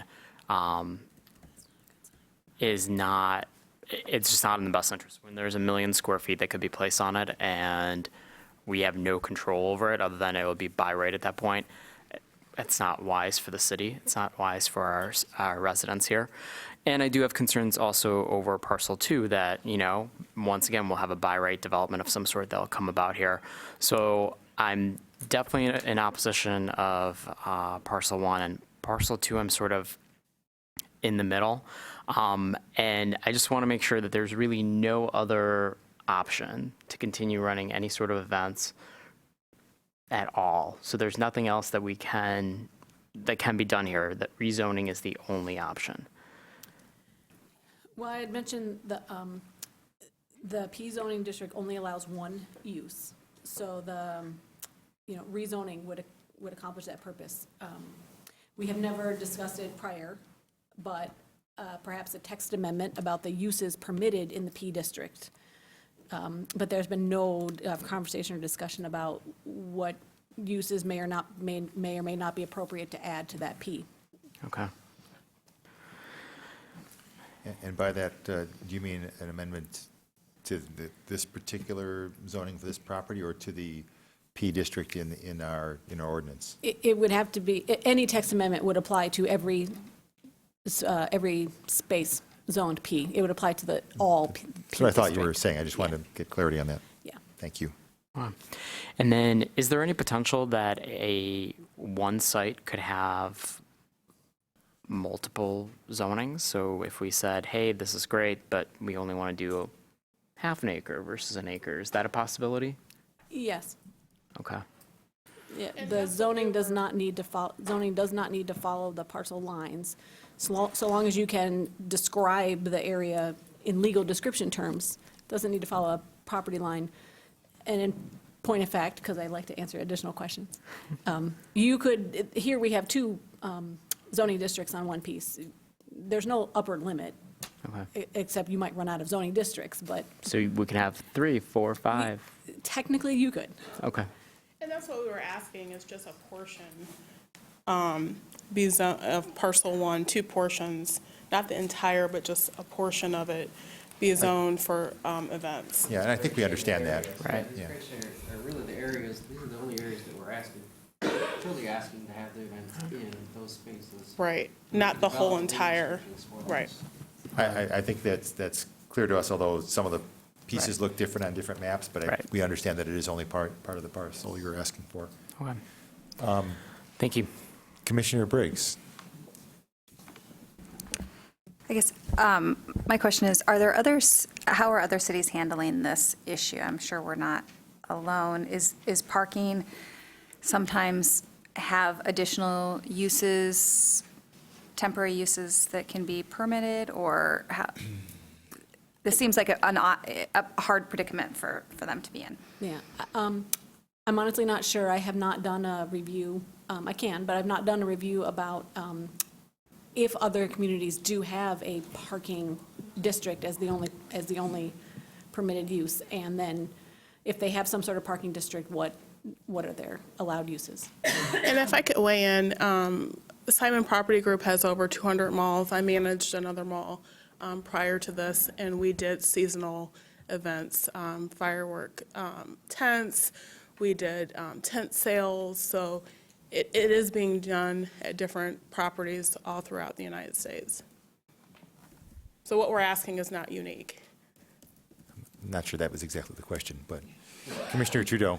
I have a tangent related to that. So other parking lots in the city will have commercial sales events like Christmas tree lots and tent sales. Are those typically zoned similarly, or are we going to see other lots coming to us with the same kind of question? I've not done a survey of where we'll find P parking in the city, but off the top of my head, all the other big shopping centers do not have a parking zone. The entire space would be zoned some sort of commercial use. At one point, the Maple Village Shopping Center, it had a space about 50 feet wide or so around its perimeter, so basically behind its L-shaped was Zone P for parking. I think that was used as a buffer so that no development would be between the buildings and the adjacent neighborhood. That's what we often, when you find P zoning on the zoning map, it was used as a buffer, and I think it's because it was before we had landscaping requirements, before we had Chapter 62 landscaping and a conflicting land use buffer. They used the P district as a way to buffer commercial development from residential development. I myself have coordinated, I think, 3 rezonings to rezone that P buffer to the accompanying district, but Arborland is Zone C3 in its entirety. Westgate Shopping Center, C3 in its entirety. Maple Village, aside from that, maybe a vestige of the P district around the perimeter, it's also Zone C3. So those spaces have come in for these temporary outdoor sales, either with a zoning compliance permit from that brick and mortar business or with a special exception use permit by a third-party vendor to operate seasonally. Okay, yeah, thanks for clarifying that. So I have Commissioner Weatherby, go ahead. So I think, for my part, I think I like what staff has suggested. I am not ready to rezone parcel 2. It's just so big, and there are implications that, for the people in 40 years, just like there are implications for all of you now, and I think we need to really think about that. I am also sympathetic to that you've got these longstanding agreements, you have, things you want to do that you can't do inside the mall. So for my part, I would be okay with the rezoning of parcel 2, kind of as, okay, for now, we'll allow it here, and then we really need to think about, and hopefully that would be a discussion with the city and the mall, and but I do think that we are headed toward a time when all that parking, I mean, we already know it's not being used in its entirety the majority of the time. So unlike other parts of town where everybody says they want more parking, this is one where less parking is actually somewhat desirable. And I think that this is a reasonable compromise of, we'll give you some space now so you can do what you need to do for the most part while we really work on, with the mall, what's going to happen in the future. I don't think we'd be constrained to commercial on this lot in the future. I don't think rezoning it to something specific right now, I think the sky's kind of the limit of what this could be in the future. And I wouldn't want to rezone to something specific right now on those very large parcels, because I think it could, there's really a lot of options. But I do think it's fair to you to have some space to have these events, which have been going on for a long time, and it does seem like a reasonable compromise, so. Thank you, Commissioner Weatherby. I have a couple of comments as well, and a question first, actually, for Mr. Dilio. Did you look at any other type of zoning, like, could this be a PUD that's specifically for outdoor sales? That the uses are listed? Are there complications with that? It could be a PUD. That is a choice. I'd wonder what their public benefit to the city would be. And maybe it's just I can't figure it out off the top of my head, but I mean, they would have to. Monster trucks? I don't know. Yeah, a PUD is a custom zoning district. It's it's a very powerful tool. Right. But with all that power, you need to provide a benefit for the city, and I Just trying to explore if there might be some path out there that if, I'm sensing the commission, and I probably agree that, well, none of us seem to be opposed with the idea of the outdoor sales. There's not been there generally is not a precedent on commission for approving a large zoning change like this without an accompanying plan for development that gives away a lot of the opportunity of the city and the ability for us to weigh in on development. And as planning staff has pointed out, that those Parcel 1 could support 1 million square feet of space, which is a significant amount of space of some sort. So I'm not comfortable with that, giving that kind of an approval without further consideration or assurances from the petitioner that that's not going to happen. And I think that has to come in a more official fashion than saying we have no plans to do that. You may not, and that may be fine, but a year from now, someone else may come along from the ownership group and say, no, now we have this. This is much more valuable for us. I would be open to, on a separate note, exploring the idea about whether we do a text amendment to the P district that would allow these things, because it does seem, I guess on the surface it seems maybe a little unfair that, they've been able to do this and now you can't. On the other hand, if you're to change that a little bit and say, well, you had free premium cable for 6 years because of some kind of glitch in the system, and suddenly it got taken away. It's not really woe was you. You had free cable for 6 years, and it just now that you don't have it because the system got fixed. So I kind of see it in that way. You've had the benefit of the use. Maybe that was the interpretation, or the different folks at the city who were approving things weren't speaking as they should have. I'm not sure, but I don't think that means that it gives you the right to continue to do things that way if it doesn't meet the ordinance. I do think that we want to try to find a way to help the mall succeed, and also hope that the owners of the various parcels, which I'm sure makes it more difficult, are thinking somehow about the future down the road in terms of where retail is going and what the opportunities are for here and being a part of our community.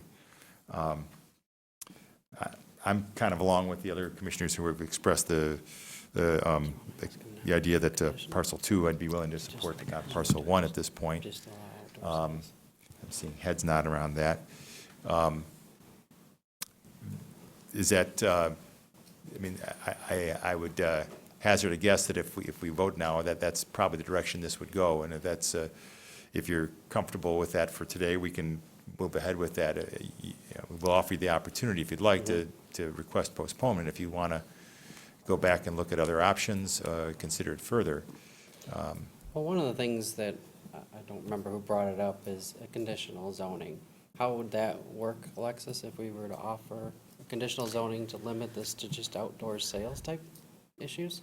The enabling legislation allows you to offer conditions on a rezoning, but you'll need to somehow articulate what exactly those conditions are. And but then the planning commission would probably postpone the petition tonight so that they could then reconsider the project with those conditions on it. And it would then move forward to city council with those conditions.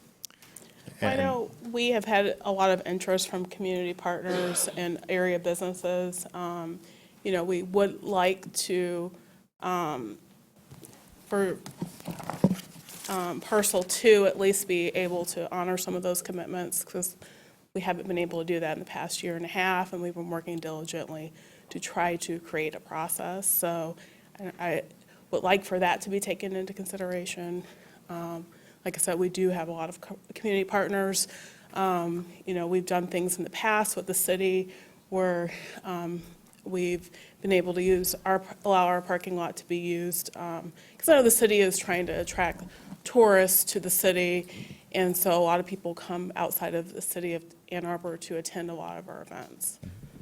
So, well, two things. As Alexis mentioned, that any conditional zoning has to come from the petitioner by state law. We can't write it for you and tell you, Right. here's what you should say.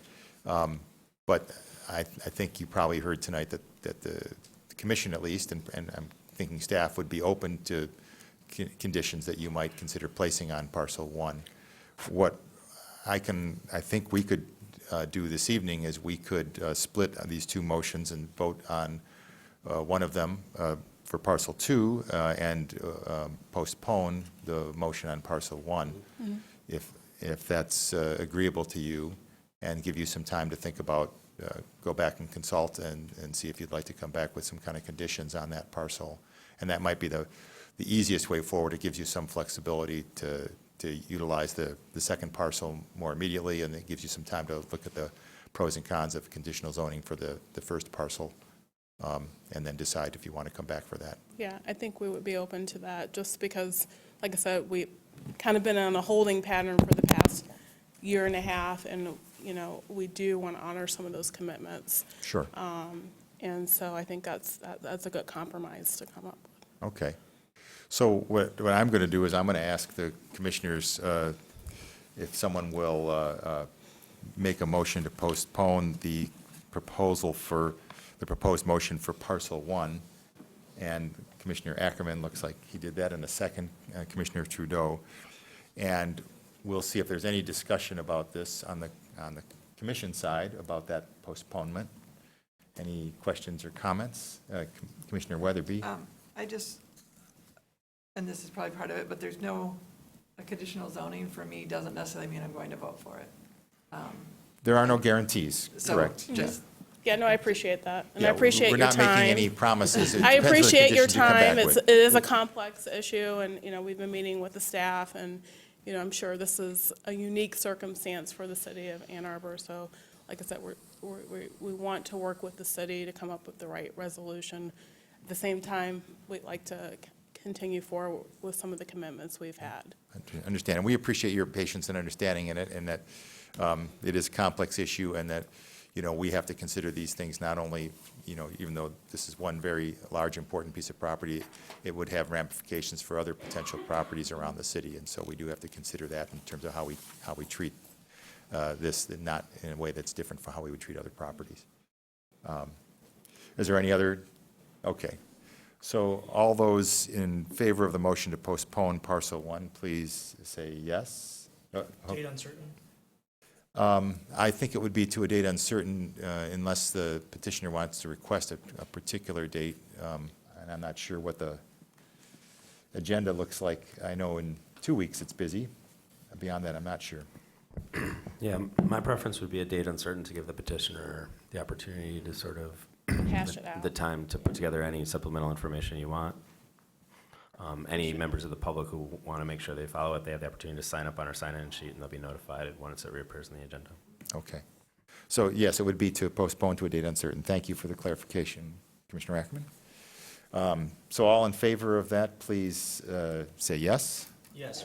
Yes. Any opposed? Okay, so that is postponed. So let's go on to the second motion for parcel 2. Commissioner Woods.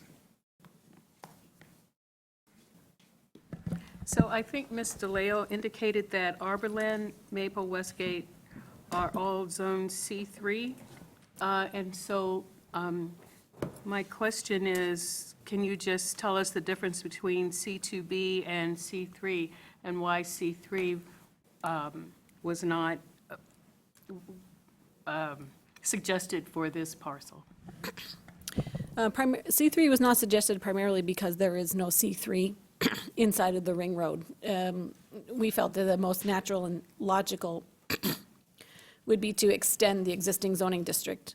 Primary difference between C2B and C3 is is automotive sales. C3 is our broadest, commercial category. It allows, if there's a commercial use allowed in the city, it is allowed in C3 with almost no restriction. It also includes car dealerships and so forth, and includes all of our big box stores, residential, office, plus all of those big box stores, including auto-oriented, including auto sales and repairs. C2B can be considered a little bit of a step down. It does not allow automotive car dealerships in that vehicle repair element, but it does allow residential, office, and the big box retail. Okay. So even though, for example, I think Sears is doing some auto repair or sales or something like that, that's allowable out there? Well, let me look at the let me look at the language of the zoning ordinance. There's a small chance that the uses permitted have changed since the 70s. I don't know. Let me look that up for you. Okay, all right. Okay. Thank you. So if there's no other questions or discussion, I'd like to call a vote on the proposal for parcel 2. All in favor? May I clarify, there's been some discussion about sort of the whole 1.8 acres or an alternate, roughly, I'm guessing 2/3 as proposed. You said that you could provide those descriptions, but haven't yet of those sub-areas. I just wanted to clarify with the commission what your intention was in that remaining parcel 2. Wait, sorry, parcel 2 or parcel 1? Parcel 2, we're talking about. I'll speak for myself, not all the commissioners, but I was going off of what is in our summary of 1.8 acres. Okay, thank you. I'm not sure if that matches the box that were given to us just this evening. And that's consistent with our recommendation, so I just wanted to make sure. And is that what your intentions are? I see you looking at legal descriptions quickly. Well, the proposed area we have on the plan is actually 1.2 acres. It is the black box that you've seen on our map. So, which was basically 2/3 of that parking space. My guess is what our 1.8 acres is the entire length of that parking area. I'm looking to see if that is drawn anywhere here that's distinctive. Does not appear to be, but I'm guessing it's that entire area. Do you all object if it's 1.8 acres?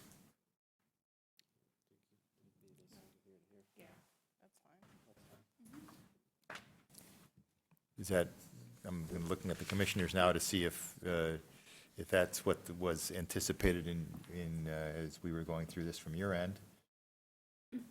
Not seeing any heads going sideways, so I'm taking that as a good sign. Do you think, Mr. Leonard, we need to add the area into this to provide clarity? No, I think that was our intention for the full parcel as indicated. When possible, we do it's better to have parcels match zoning. They don't have to, but I think that was the part of our rationale.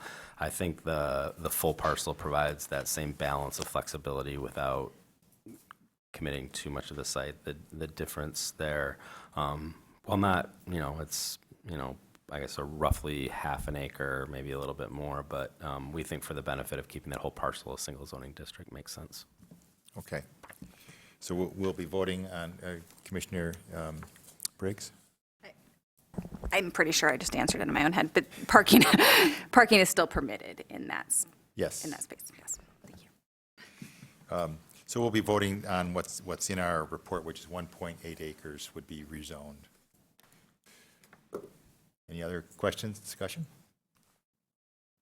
Okay. All in favor of the motion for parcel 2 as read, please raise your right hand and say yes. Yes. Yes. All opposed? There's one no, but the motion does pass. All right, well, thank you tonight for your bearing with us and helping and being here tonight to share information and help us along in the discussion. Thank you for your time. Thank you.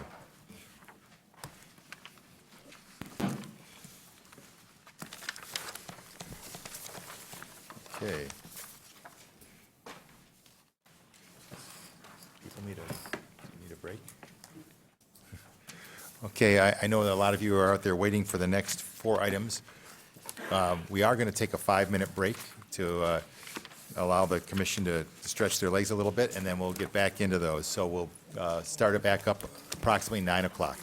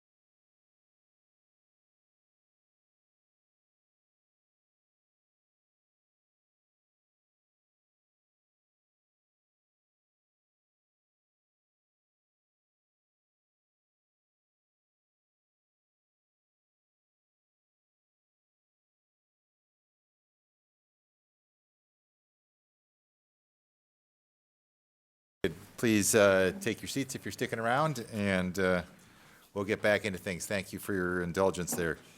Our next item up is item 9C. It's the Live Cafe Special Exception Use Permit and Site Plan for City Planning Commission approval. It's a request to allow the existing space at 603 East William Street to be used as a medicinal marijuana provisioning center by issuance of a special exception use permit. We will start with a staff report, public hearing, commission discussion. Take it away. Thank you. This particular minute, my name is Chris Chang. Yes. This is for 603 East William Street. I will also say that my delivery will improve over the next 4 petitions. This is for 603 East William Street. It's a special exception use with a site plan for planning commission approval for a medical marijuana provisioning center. It is located at 603 East Huron Street. That's on the north side, East Huron, 603 East William Street. It's on the north side, just east of Maynard. The 0.1 acre site contains a 7,500 square foot building, 2-story retail. Provisioning center occupies the second floor. It's about 1,500 square feet. Special exception use standards apply in it, the general standards as well as those specifically applicable for provisioning centers. The staff report summarizes them, and they touch upon the master plan. The central area plan recommends mixed uses for this location, which this is consistent.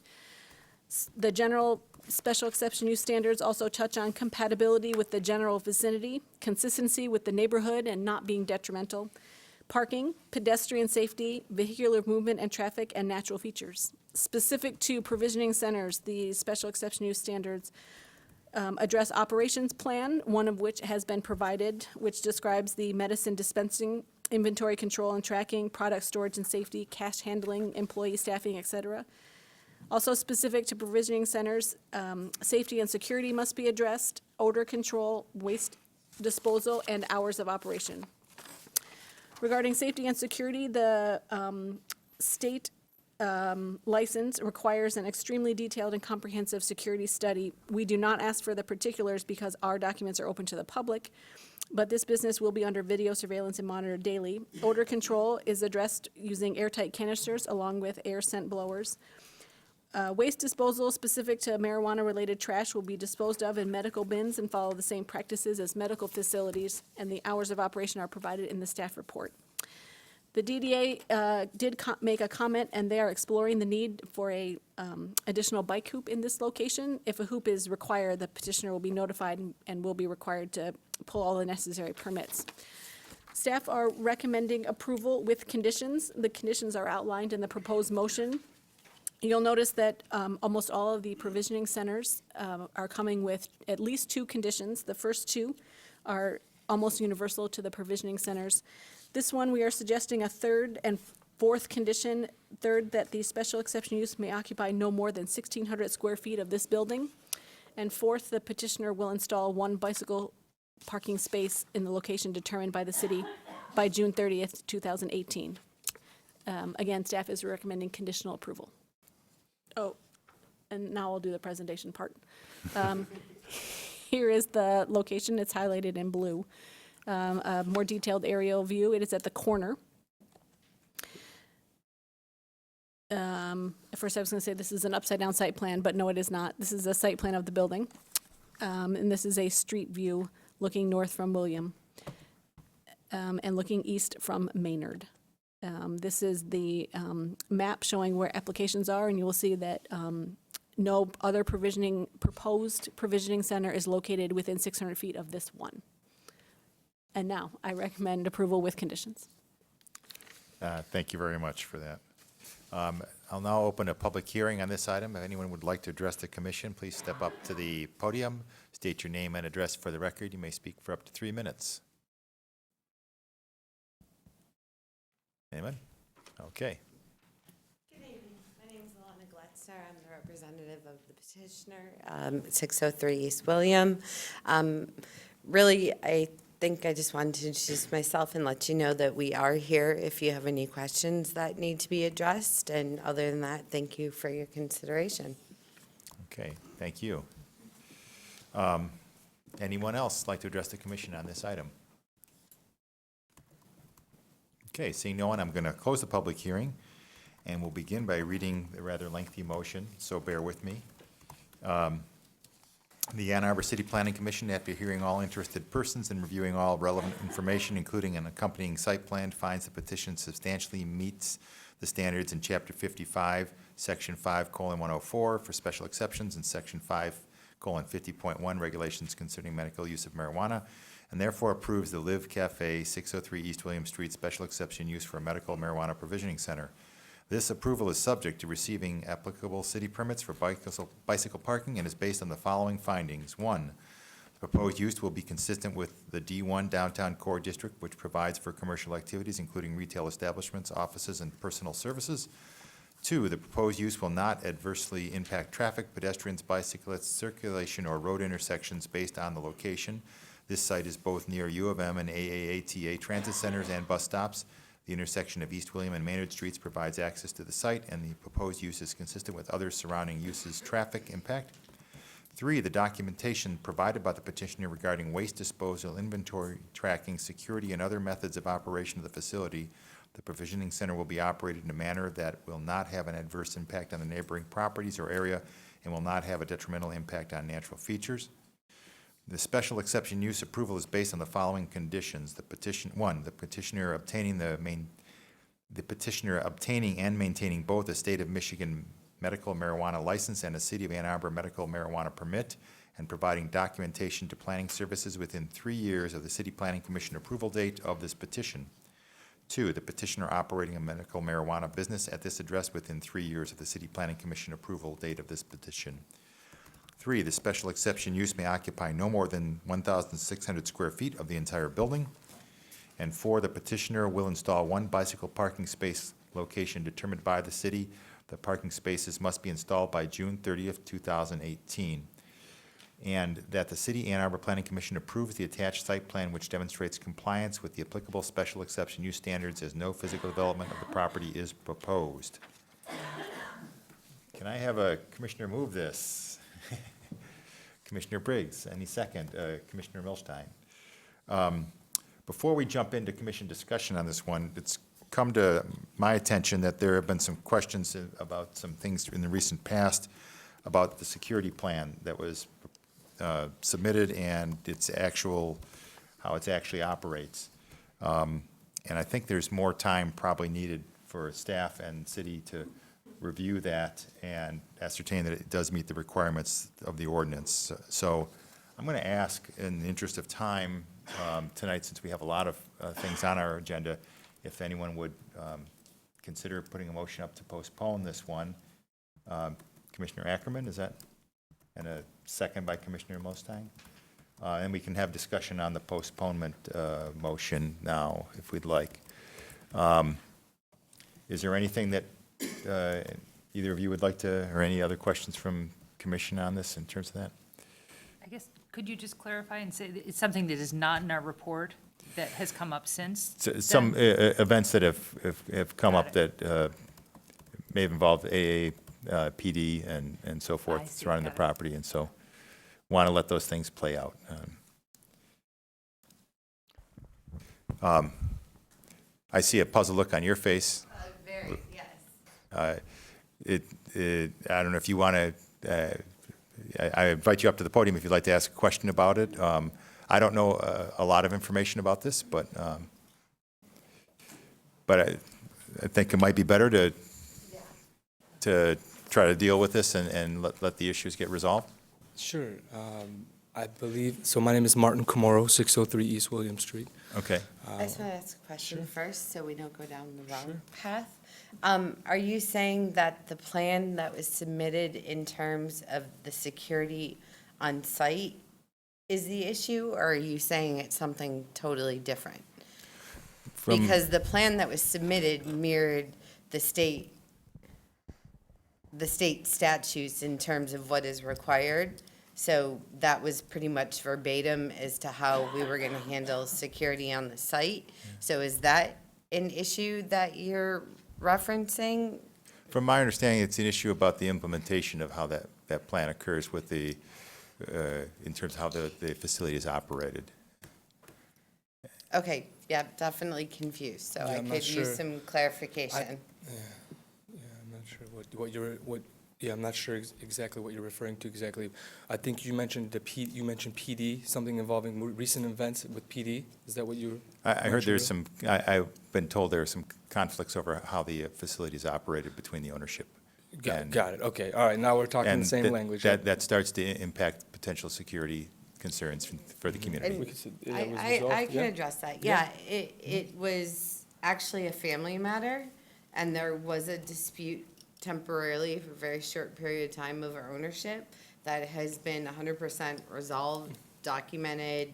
There are no issues going forward. Ownership is clear, it's consistent with the applications, and it was a one-time event where things between two family members kind of came to a head, and there are no ongoing issues. And in terms of the security on the site, it is 100% compliant with the state requirements as to security plans for provisioning centers in the state of Michigan. If I could. Commissioner Ackerman? Thank you. And I appreciate that, and these matters are delicate, and we're trying to extend the courtesy of privacy as best we can, just given how little warning we've had about this information. The specifics and documentation of that resolution, I think, would be necessary, given the situation and the dispute of ownership directly influences and explicitly calls out aspects of the security system. And while the debate over operation and who will be operating isn't something that judiciously will review in this process, because the special exemption use is dedicated to the land, not Right, the of operator. course, not the The fact that it explicitly ties to the security system is something that we have to review in this process, and having added documentation that access to security systems is in order and will match the plan submitted would be appreciated. I guess, and I understand the concern, but I'm not understanding the connection with operation of the security system, because the issue that occurred didn't really have anything to do with the security on site. There was no question that And there were still. I'm really trying to protect privacy and not go into too much detail. I mean, I can cite the report. Excuse me, Chair yeah. Klein, I think as a point of order, because we've already asked about our motion for postponement, Yeah. that perhaps this discussion is taking us too far afield. And Thank you. I would That's like a to good- move that we vote on whether or not we're going to postpone, and those issues can perhaps be worked out with staff. Thank you. Or whomever else. Very good point, Commissioner Woods. Thank you very much. That is the motion on the No, floor I right now. guess we just need some direction as to how we address it. Assuming it's postponed, how do we address it behind the scenes so it's not in this public forum? Right, and I think. The planner will contact you tomorrow about the additional information needed, and then have the next available planning commission date. Okay. Cool. Thank you. Thank you, guys. Just want to say it's been an honor and pleasure to be in Ann Arbor and emanate our creation here with the cafe. And the issue that you're referring to has been resolved, and it was unfortunate. We apologize that it took time from the PD. So it was resolved. So thank you. I'll see you soon. Thank you. Thank you. So the motion to postpone, is there any further discussion from commission on that motion? Commissioner Ackerman? I would ask that staff, building and planning staff, work with AAPD to produce a publicly digestible report that seals up any concerns that may have come about from this report, and that they do so in a way that will not slow down the petitioner's project by any further? significant means. Yeah. Thank you. Any other question, discussion? Commissioner Weatherby? Just if we're going to be postponing it anyway, we did receive a letter about, that talked a lot about trash and waste pickup, and I'm in that area a lot, and I noticed that the alley between the two buildings on Maynard is a busy alley, and there's always a lot of cars coming in and out, and so maybe just kind of clarifying the waste and making sure that that's all settled also when you come back. Thank you. Okay, very good. So all in favor of the motion to postpone, please say yes. Yes. Any opposed? Okay, so this one's postponed. Thank you.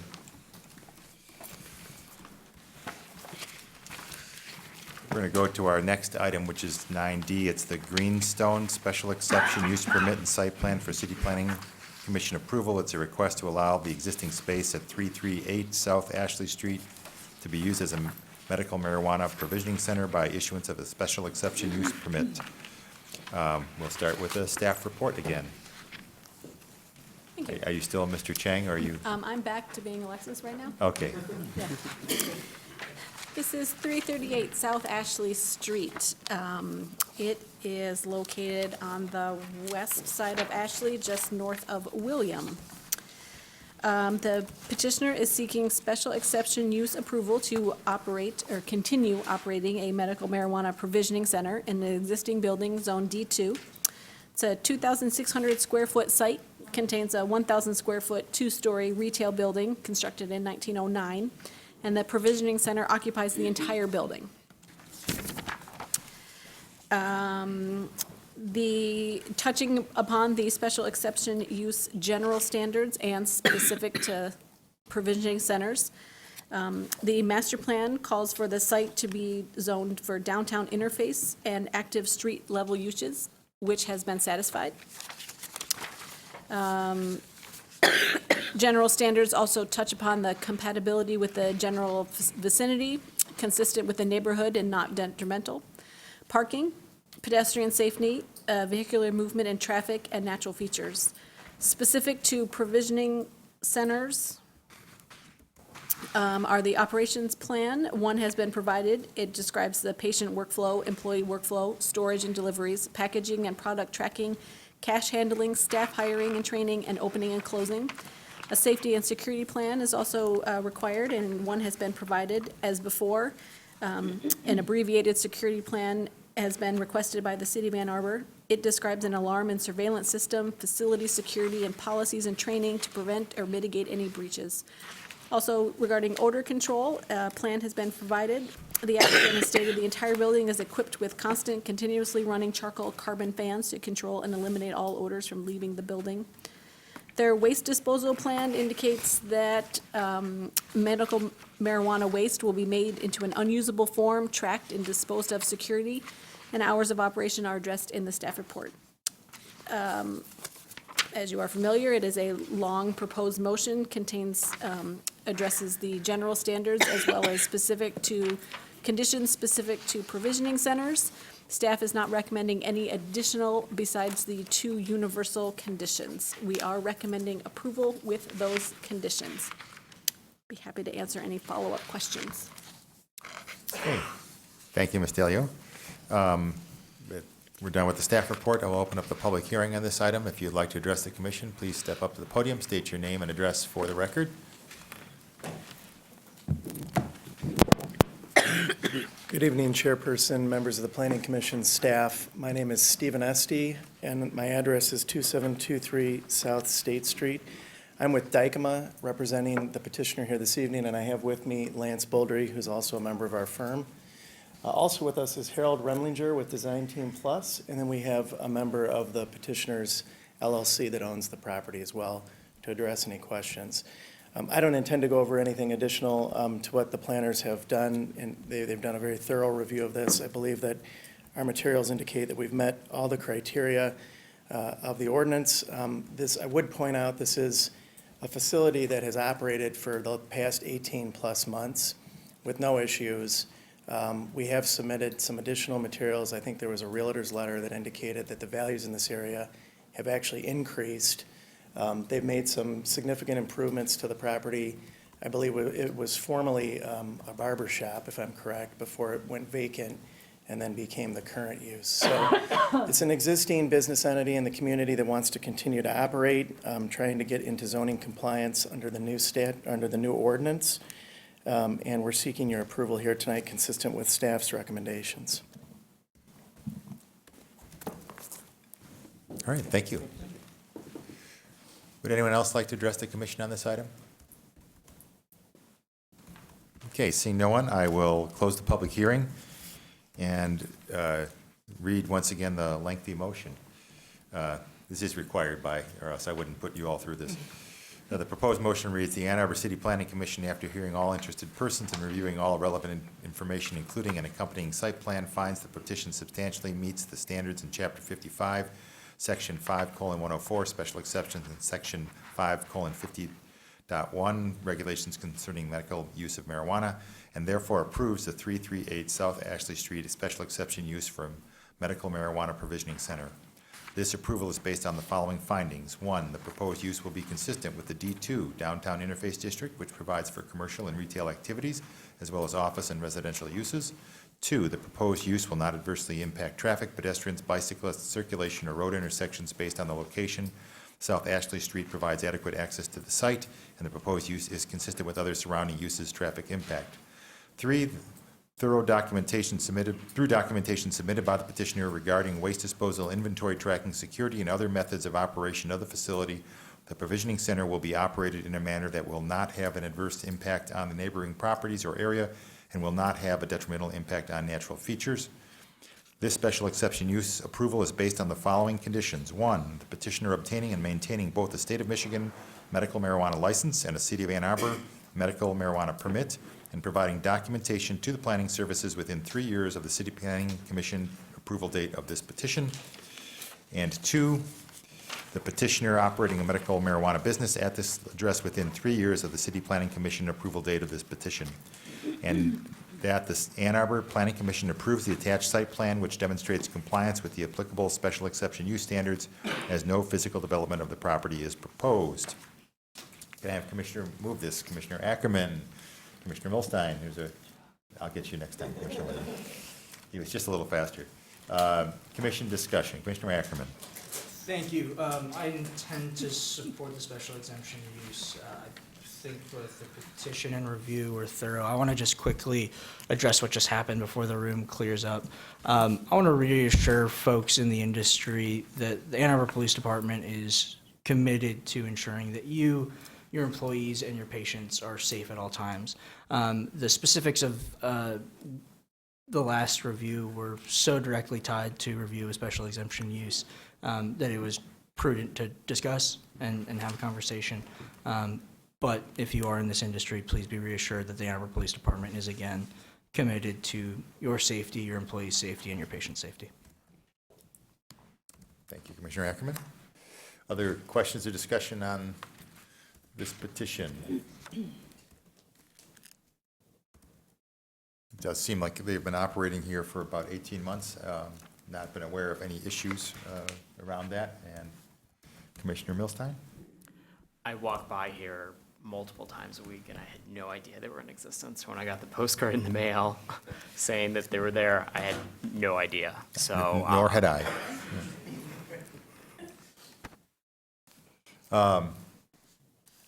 Which means they must be doing a good job, at least with the odors part in the traffic. If there's no other commission discussion, Commissioner Gabe Randall. We often get like a map that shows sort of where other ones are. I mean, I know that we, like, based on some of our past applications, we've been able to see kind of where the circles are close to each other or not, or the fact that there may be another one that just hasn't gone before us and they lose out because they weren't in line. And I'm just wondering if you could do it a little bit more zoomed in on where our particular site is. Just want to go to the website, Alexis? I can do that too. I did not include the circles map in the PowerPoint. This is from So now I'm Chris Chang. I included the circle map in the PowerPoint. But you can see this 338 South Ashley Street on this map. Here is the the previous one. the subject one that we were just talking about. But then here is 338 South Ashley. This one, it's a green dot and it's been approved. So pending applications would be here, here, here. The application after this one is right here. Okay.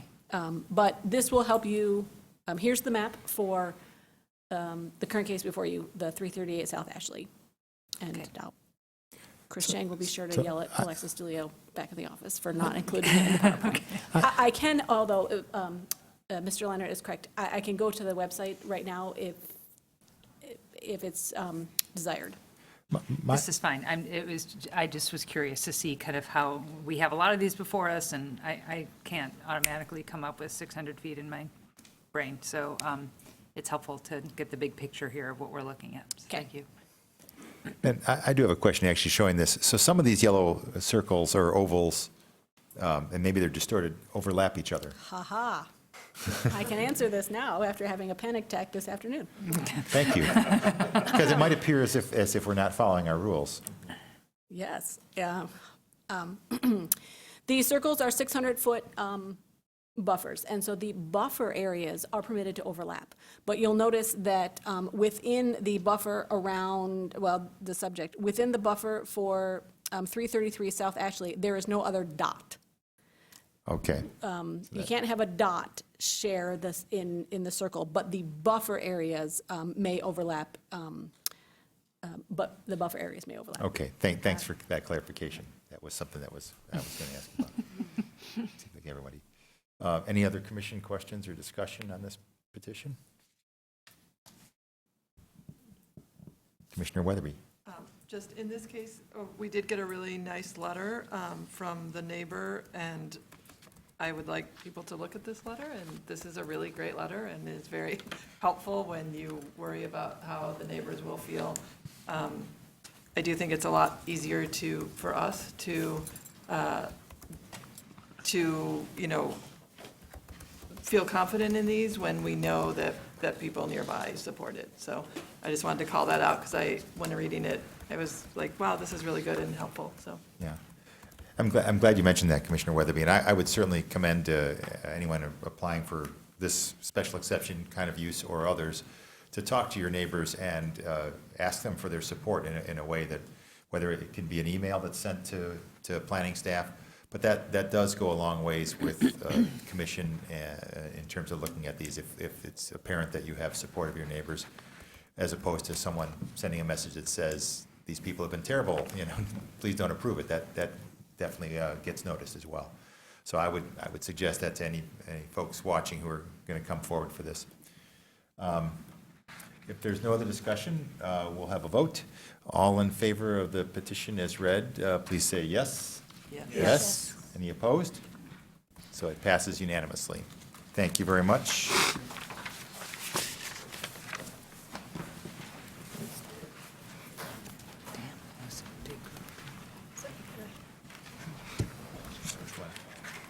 Okay. Wow, there's a big group there. More than we knew. All right.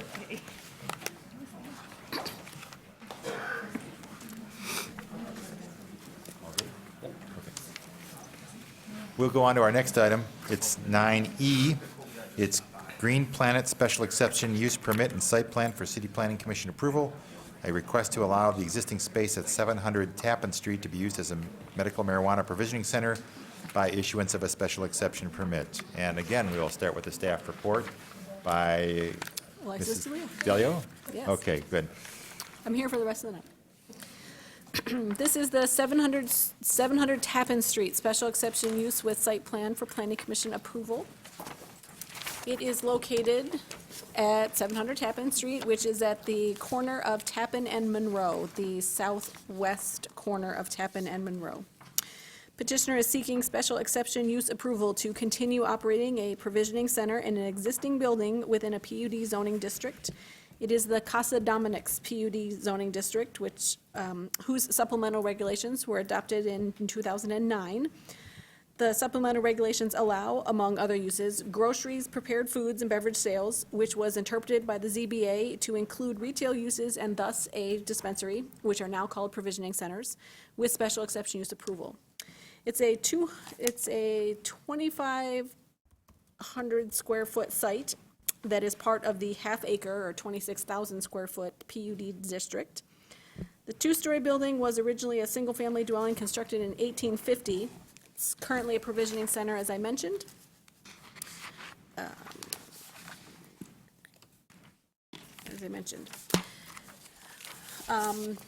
No surprise, the staff report touches on the general special exception use standards and specific to provisioning centers.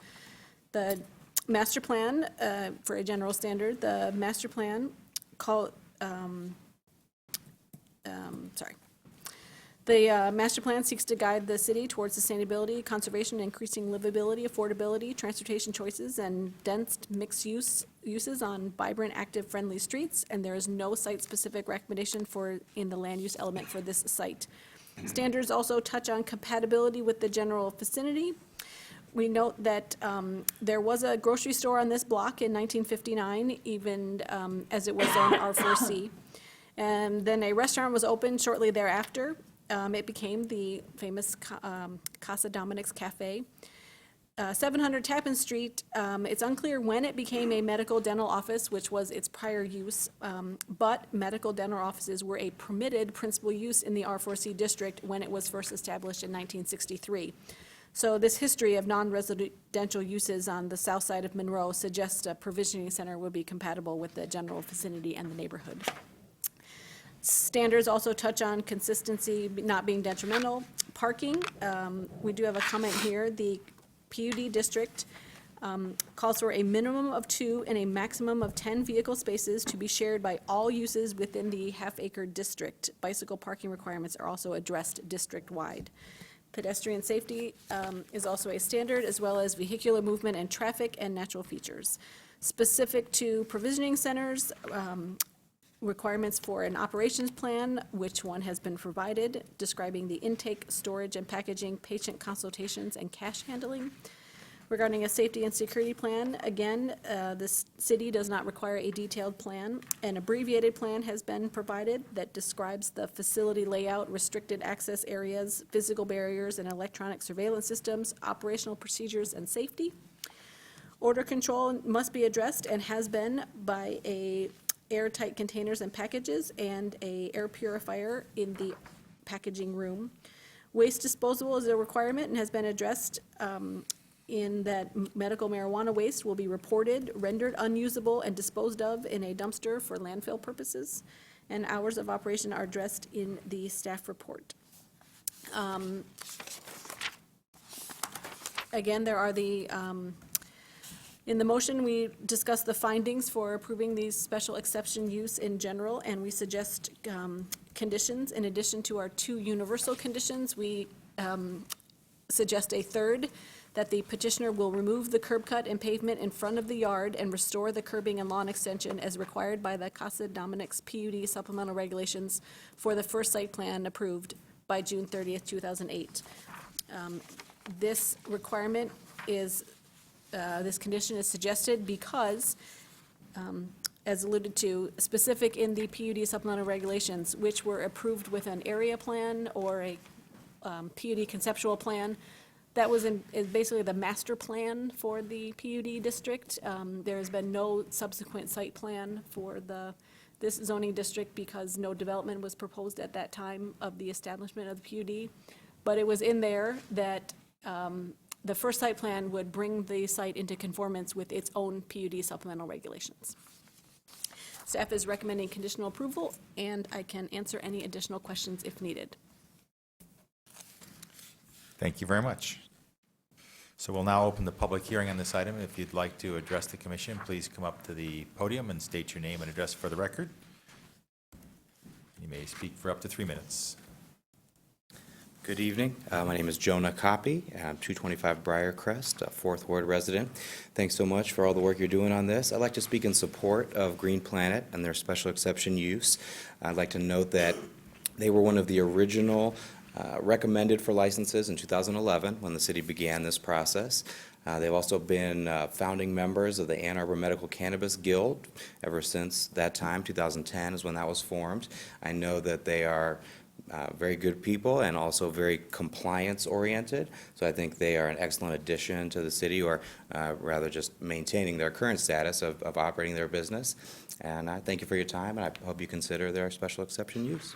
Thanks so much. Thank you. Good evening. My name is Mike McLeod. I'm one of the owners of Green Planet. I have a handout. This would be okay. Yeah. Pass it out. Okay, that'd be great. I'm gonna keep one. I just wanted to make some comments, particular to the question about the driveway in the back of the building. We were unaware of the conflict between the previously approved drawings and site plans, which clearly show 4 driveways, and the written language of the supplemental regulation raised as an issue by city staff. The PUD has always had 4 curb cuts as indicated in all the drawings, although the written text states 2. We plan to resolve the discrepancy with the city so that we can keep our driveway. The driveway has been used at our location since at least the 1970s and is an important part of our current operations. In fact, we recently upgraded the driveway at considerable expense to improve the property. Since 2010, the driveway has been used by our patients, many of whom are handicapped, and for deliveries to our facility.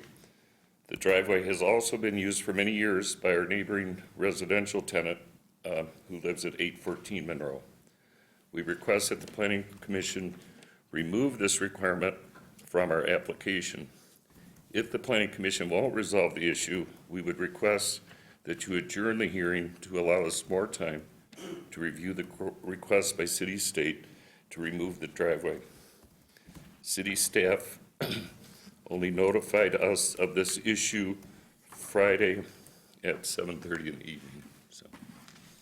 Okay. Thank you. We'll discuss that as we take up the matter. Anyone else like to address the commission on this item? Okay. Seeing no one, I'm going to close the public hearing, and I will again read the long motion, and then we'll have commission discussion. The proposed motion reads, the Ann Arbor City Planning Commission, after hearing all interested persons and reviewing all relevant information, including an accompanying site plan, finds the petition substantially meets the standards for Chapter 55, Section 5:104, and Section 5:50.1, and therefore approves the 700 Tappan Street special exception use for a medical marijuana provisioning center. This approval is based on the following findings. 1, the proposed use will be consistent with the PUD, Casa Dominique's Planned Unit Development District, which provides for grocery prepared food and beverage sales and retail as interpreted by the Zoning Board of Appeals. 2, the proposed use will not adversely impact traffic, pedestrians, bicyclists, circulation, or road intersections based on the location. Tappan Street and Monroe Street provide access to the site, and the proposed use is consistent with other surrounding uses' traffic impact. 3, there is an existing PUD conceptual plan approved by the City Council on October 19, 2009. 4, through documentation submitted by the petitioner regarding waste disposal, inventory tracking, security, and other methods of operation of the facility, the provisioning center will be operated in a manner that will not have an adverse impact on the neighboring properties or area and will not have a detrimental impact on natural features. This special exception use approval is based on the following conditions. 1, the petitioner obtaining and maintaining both the State of Michigan medical marijuana license and a City of Ann Arbor medical marijuana permit, and providing documentation to planning services within 3 years of the City Planning Commission approval date of this petition. 2, the petitioner operating a medical marijuana business at this address within 3 years of the City Planning Commission approval date of this petition. And 3, the petitioner will remove the curb cut and pavement in the front yard and restore the curbing and lawn extension as required by Casa Dominique's PUD supplemental regulations for the first site plan approved by June 30th, 2018.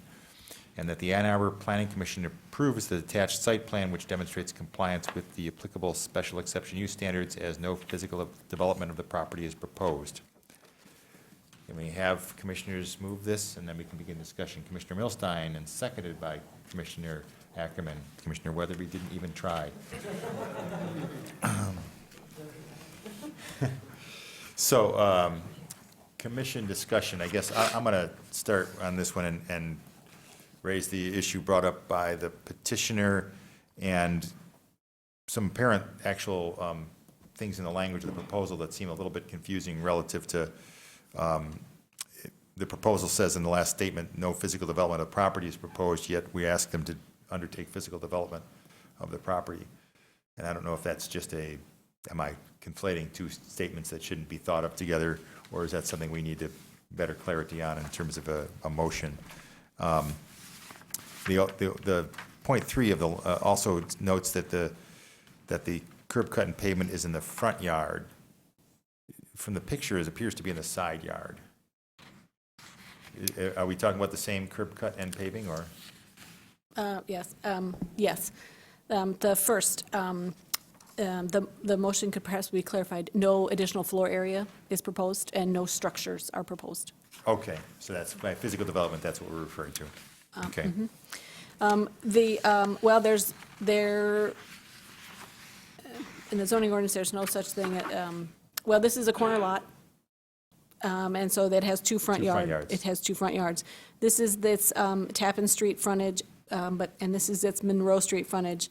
And you can see here, this area here, if you can see my pointer, that's the front yard. It's also here, behind this tree in the upper photo.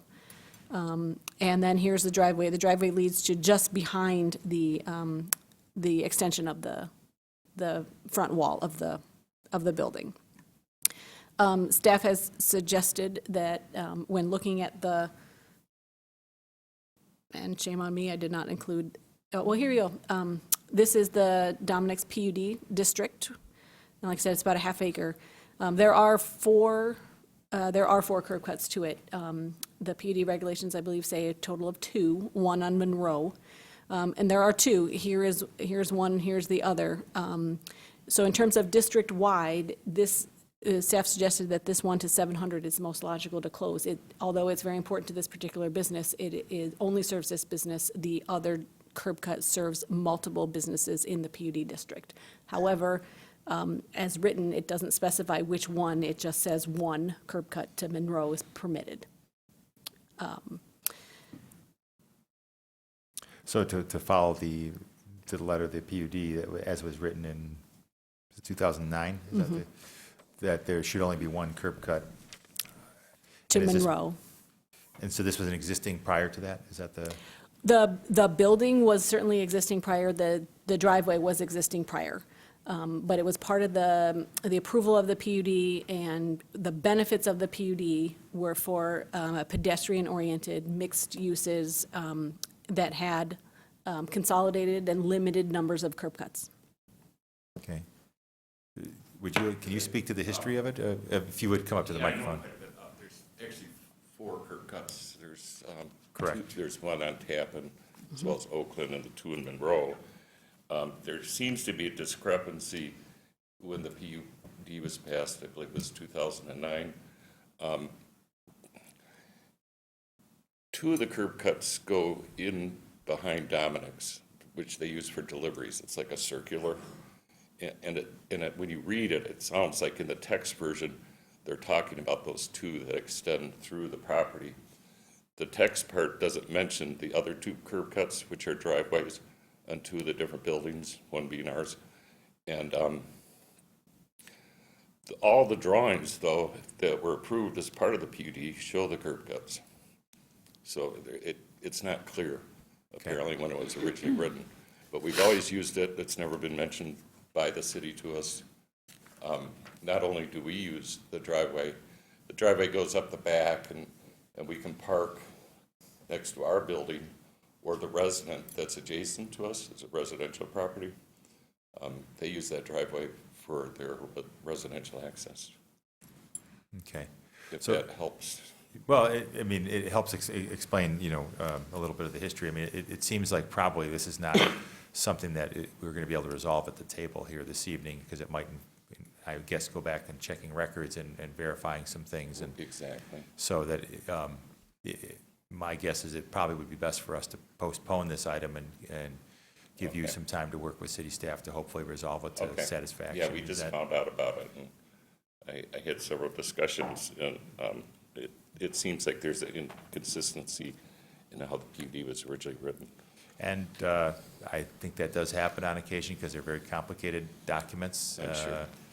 And this one's not as old as some of the older ones that we have that are, that don't necessarily match up with reality when in present day, but I think that would be the best approach if you're comfortable with that. It seemed like from your letter that I'm fine with that. you were okay with that. All right. Any other commission discussion about this, though? Any other questions that commissioners had? I just have a Commissioner kind of a DeGrando. general question.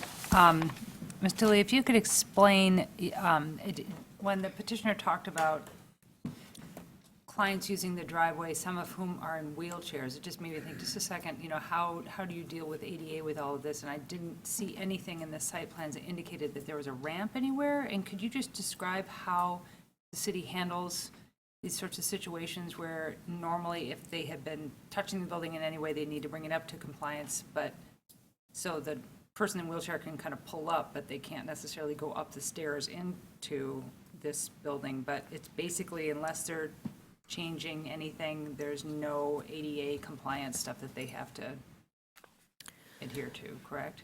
That the ADA requirements would be triggered with, is a building code requirement, and I would need to follow up with that. I'm not as well-versed on those particulars. Mr. Sounds Klein, do right you to have me any? as the Yeah, I architect, was just yeah. wondering if you. That wanted- it would be mandated by a building code, or sometimes ADA can be mandated by other things, legal action and so forth, but that's usually against. Actually, we were planning to add a lift. Actually, we're planning to add a lift on the front of the property, but we were waiting to get approval from the city. We've been trying to work with the city since 2010, and we've been prevented from pulling permits and doing those types of projects until after we can get our approval, because we don't have a current zoning compliance permit.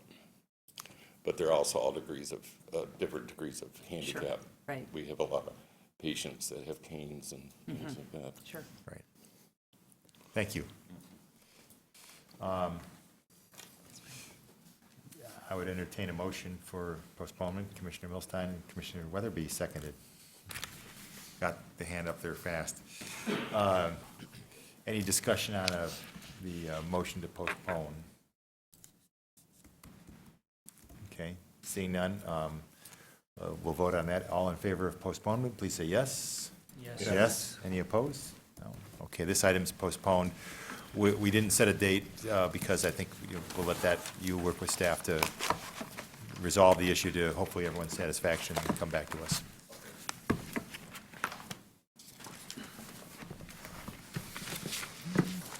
So we have one more new business item on the agenda tonight. It's item 9F, 2460 West Stadium, special exception use permit and site plan for City Planning Commission approval. It's a request to allow the existing space at 2040-60 West Stadium to be used as a medicinal marijuana provisioning center by issuance of a special exception use permit. We will once again start with a staff report, public hearing, and then commission discussion. Thank you. Ms. Delio? This is 2460 West Stadium Boulevard. It is located on the east side of West Stadium Boulevard, up at its north end between Abbott Avenue and Shelby Avenue, and across from South Maple. The petitioner seeks approval to operate a new, not existing medical marijuana provisioning center in an existing building, Zone C3, that is part of a small retail shopping center. The West Stadium Commons is a retail center created in 1994 when 5 individual commercial sites were combined together into a condominium association. Each building that is part of the West Stadium Commons was constructed prior to 1960. As a side note, site plans were not required for developments on platted lots until the mid-'70s. Prior to then, zoning and things like parking standards were reviewed and enforced as part of the building permit process. Special exception use standards specific, or in general, address the master plan, compatibility with the general vicinity, consistency with the neighborhood, and not being detrimental.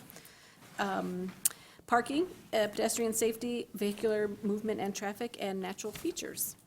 Specific to medical marijuana provisioning centers, standards address operation plans.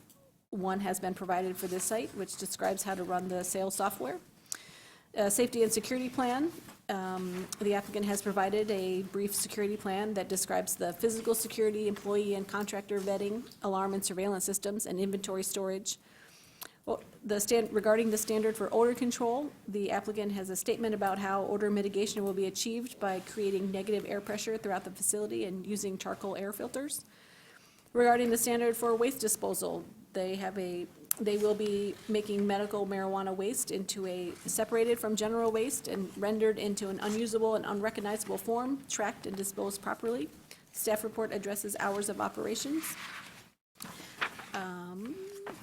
In addition to our findings relative to special exception use approvals, and the 2 universal conditions, we are suggesting a third condition that the special exception use may only occupy 240 West Stadium Boulevard, more specifically Unit 1 of the West Stadium Commons Condominium Association. Staff is recommending conditional approval, and I am happy to answer any follow-up questions. Thank you very much.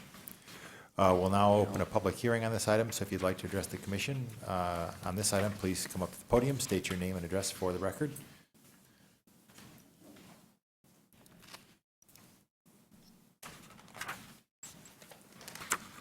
Hello. Hi. My name is Keith Borman, and I own the property and business at 2460 West Stadium. Having been a resident of Ann Arbor for 37 years now, I have deep ties to our community, and I'm a strong proponent of locally owned businesses. I've also been a longtime supporter of medical cannabis use and have been looking forward to changes in the state and local laws that would allow me to enter this industry. My current business, Overture Audio, has enjoyed a reputation as the best audio store in Michigan since 1989. And in keeping with that reputation, I feel that I've chosen the most reputable operator in the city to help me assist with the SCU petition and to partner with in this operation. My building is in a properly zoned district, and I've been granted the vote by my condo association board to petition for its use. Thank you very much for this opportunity. Thank you. Anyone else like to address the commission on this item?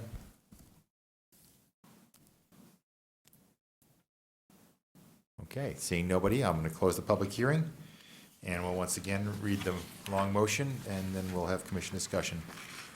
Motion reads as follows. The Ann Arbor City Planning Commission, after hearing all interested persons and reviewing all relevant information, including an accompanying site plan, finds the petition substantially meets the standards in Chapter 55, Section 5:104, and Section 5:50.1, and therefore approves the 2460 West Stadium Boulevard special exception use for a medical marijuana provisioning center. This approval is based on the following findings. 1, the proposed use will be consistent with the C3 Fringe Commercial District, which allows for commercial, office, and residential uses. 2, the proposed use will not adversely impact traffic, pedestrians, bicyclists, circulation, or road intersections based on the location. West Stadium Boulevard, Abbott Avenue, and Shelby Avenue provide access to the site, and the proposed use is consistent with other surrounding uses' traffic impact. 3, through documentation submitted by the petitioner regarding the waste disposal, inventory tracking, security, and other methods of operation of the facility, the provisioning center will be operated in a manner that will not have an adverse impact on the neighboring properties or area and will not have a detrimental impact on natural features. This special exception use approval is based on the following conditions. 1, the petitioner obtaining and maintaining both the State of Michigan medical marijuana license and a City of Ann Arbor medical marijuana permit, and providing documentation to planning services within 3 years of the City Planning Commission approval date of this petition. 2, the petitioner operating a medical marijuana business at this address within 3 years of the City Planning Commission approval date of this petition. And 3, the special exception use may only occupy 2460 West Stadium Boulevard, Unit 1 of the West Stadium Commons Condominium Association. And that the Ann Arbor Planning Commission approves the attached site plan which demonstrates compliance with the applicable special exception use standards as no physical development of the property is proposed. Can I have Commissioner move this? Commissioner Woods, and seconded by Commissioner Briggs. Commission discussion. I have a question for staff. This is C3 Fringe District, which allows residential. It does. What would, hypothetically speaking, I guess, what would happen? Generally, we don't allow provisioning centers in residential districts, but we would allow residential development in a district that allows a provisioning center. Someone could come back later and add residential to this property. That would be allowable. That would be here, as for that matter, as well as downtown. And hypothetically speaking, if there was already existing residential here, that would still be allowable to have a provisioning center? In this, since it's in the district, it's not in a residential district, correct? Is that? Yes. Okay. I'm just trying to make sure, because we did have lengthy discussions in developing the ordinance about residential and so forth, and so helping to understand that. Thank you. Other commission discussion, questions? Commissioner Weatherby? So I think this is for staff. So I noticed, so some of these, the parking, pedestrian safety, bicycle spaces, is it just, so there are no bicycle parking, and we'd like to have it, there are too many curb cuts, but it's all based on how it was done originally, and so there's nothing that we can, there's nothing that we can do to say, add parking spaces, or add bicycle spaces, or move that curb cut, or... Well, if the staff report is our staff report, the code would require compliance with current codes when a site plan is submitted, and site plans are triggered when additional floor area and so forth. As staff, we have suggested that the special exception use standards have been achieved, but you may find that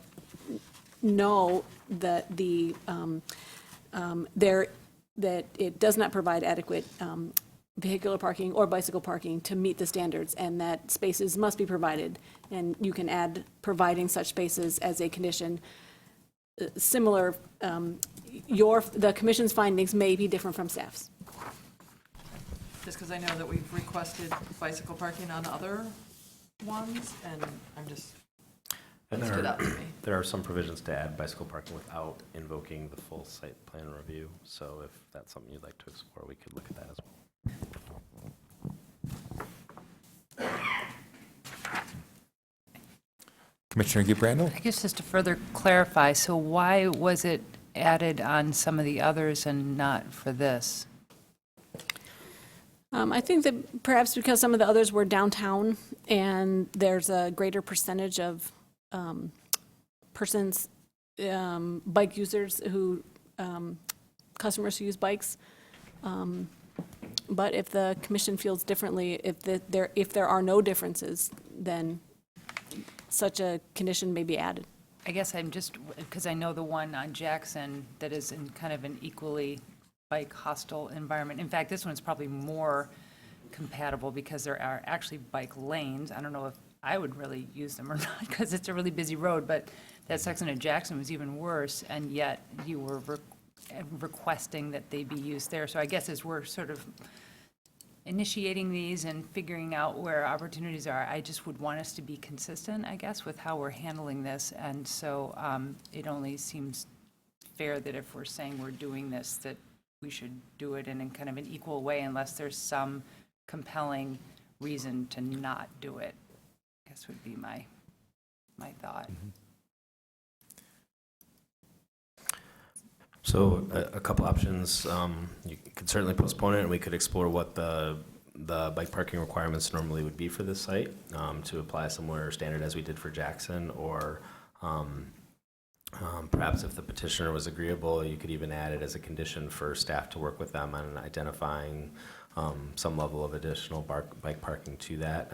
I understand that that's without a lot of information, but if the petitioner were willing to commit to working with us to achieve some basic level, and you put some sort of level of trust in us to find the right balance of how many spaces that would be, make sure it's not going to adversely impact vehicular parking and the like, I'd be happy to do that.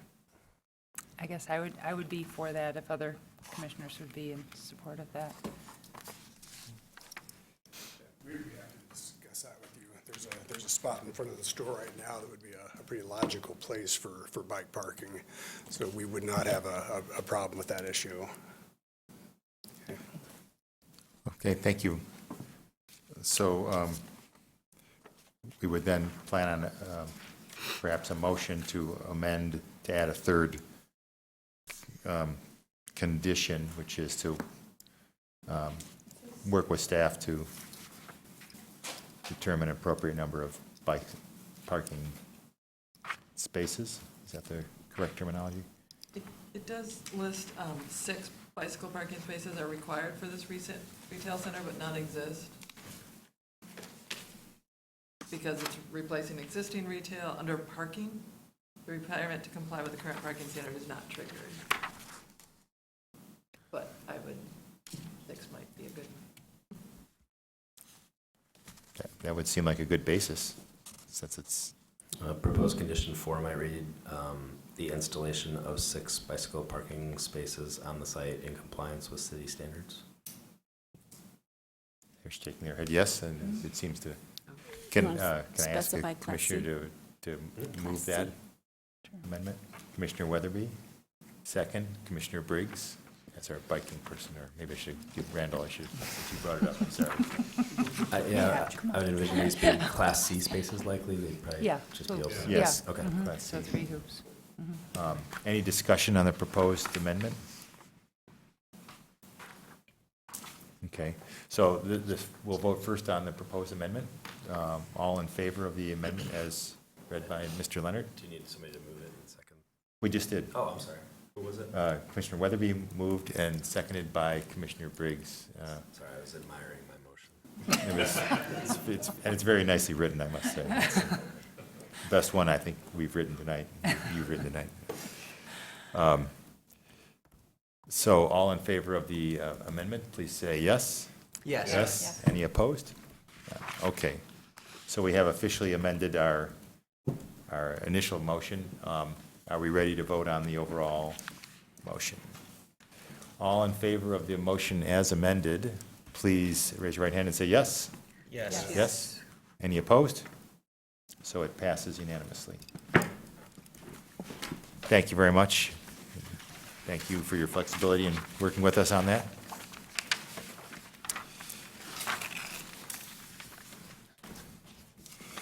So that concludes the regular business portion of our meeting.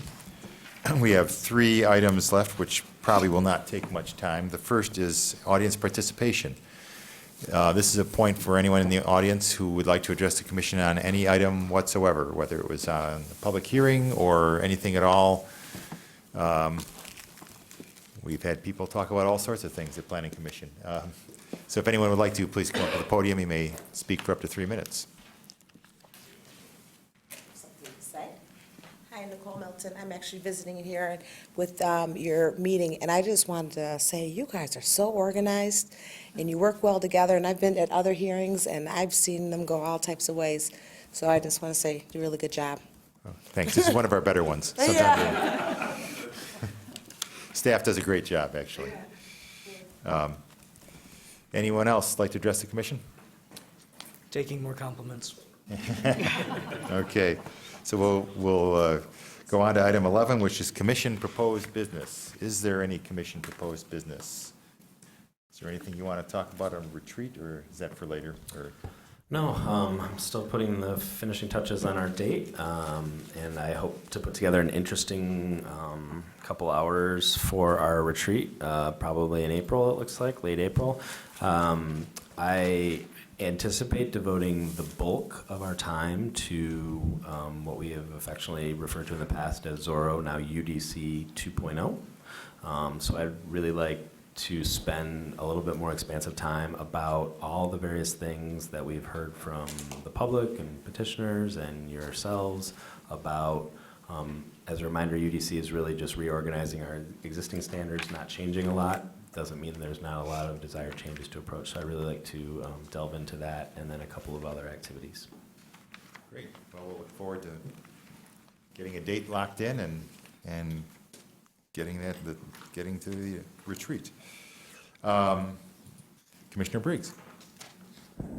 Just based on the discussion tonight around Briarwood, I wonder if there's, maybe merits looking at the parking and seeing how many, if this would not be too impactful, maybe there's a need to look at adding in another use potentially to the parking district that would permit these type of uses.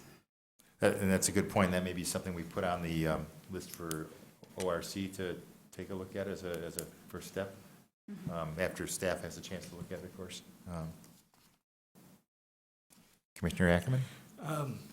I think coming out of the master plan, something that was a common theme and thread was reexamining our transit corridors and the zoning associated.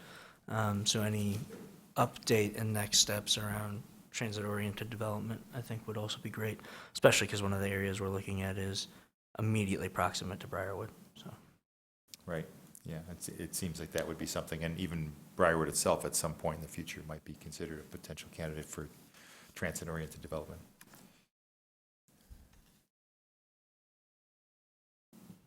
Anything else, commissioners? I should have put a few more items on your agenda. We would have just postponed them.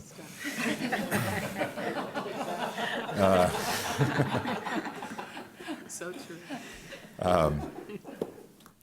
So with that, it's almost 10:15, but move to adjourn. Is there a second for that? Second by Commissioner Gibb Randall. All in favor, say yes. Yes. Yes, we are adjourned.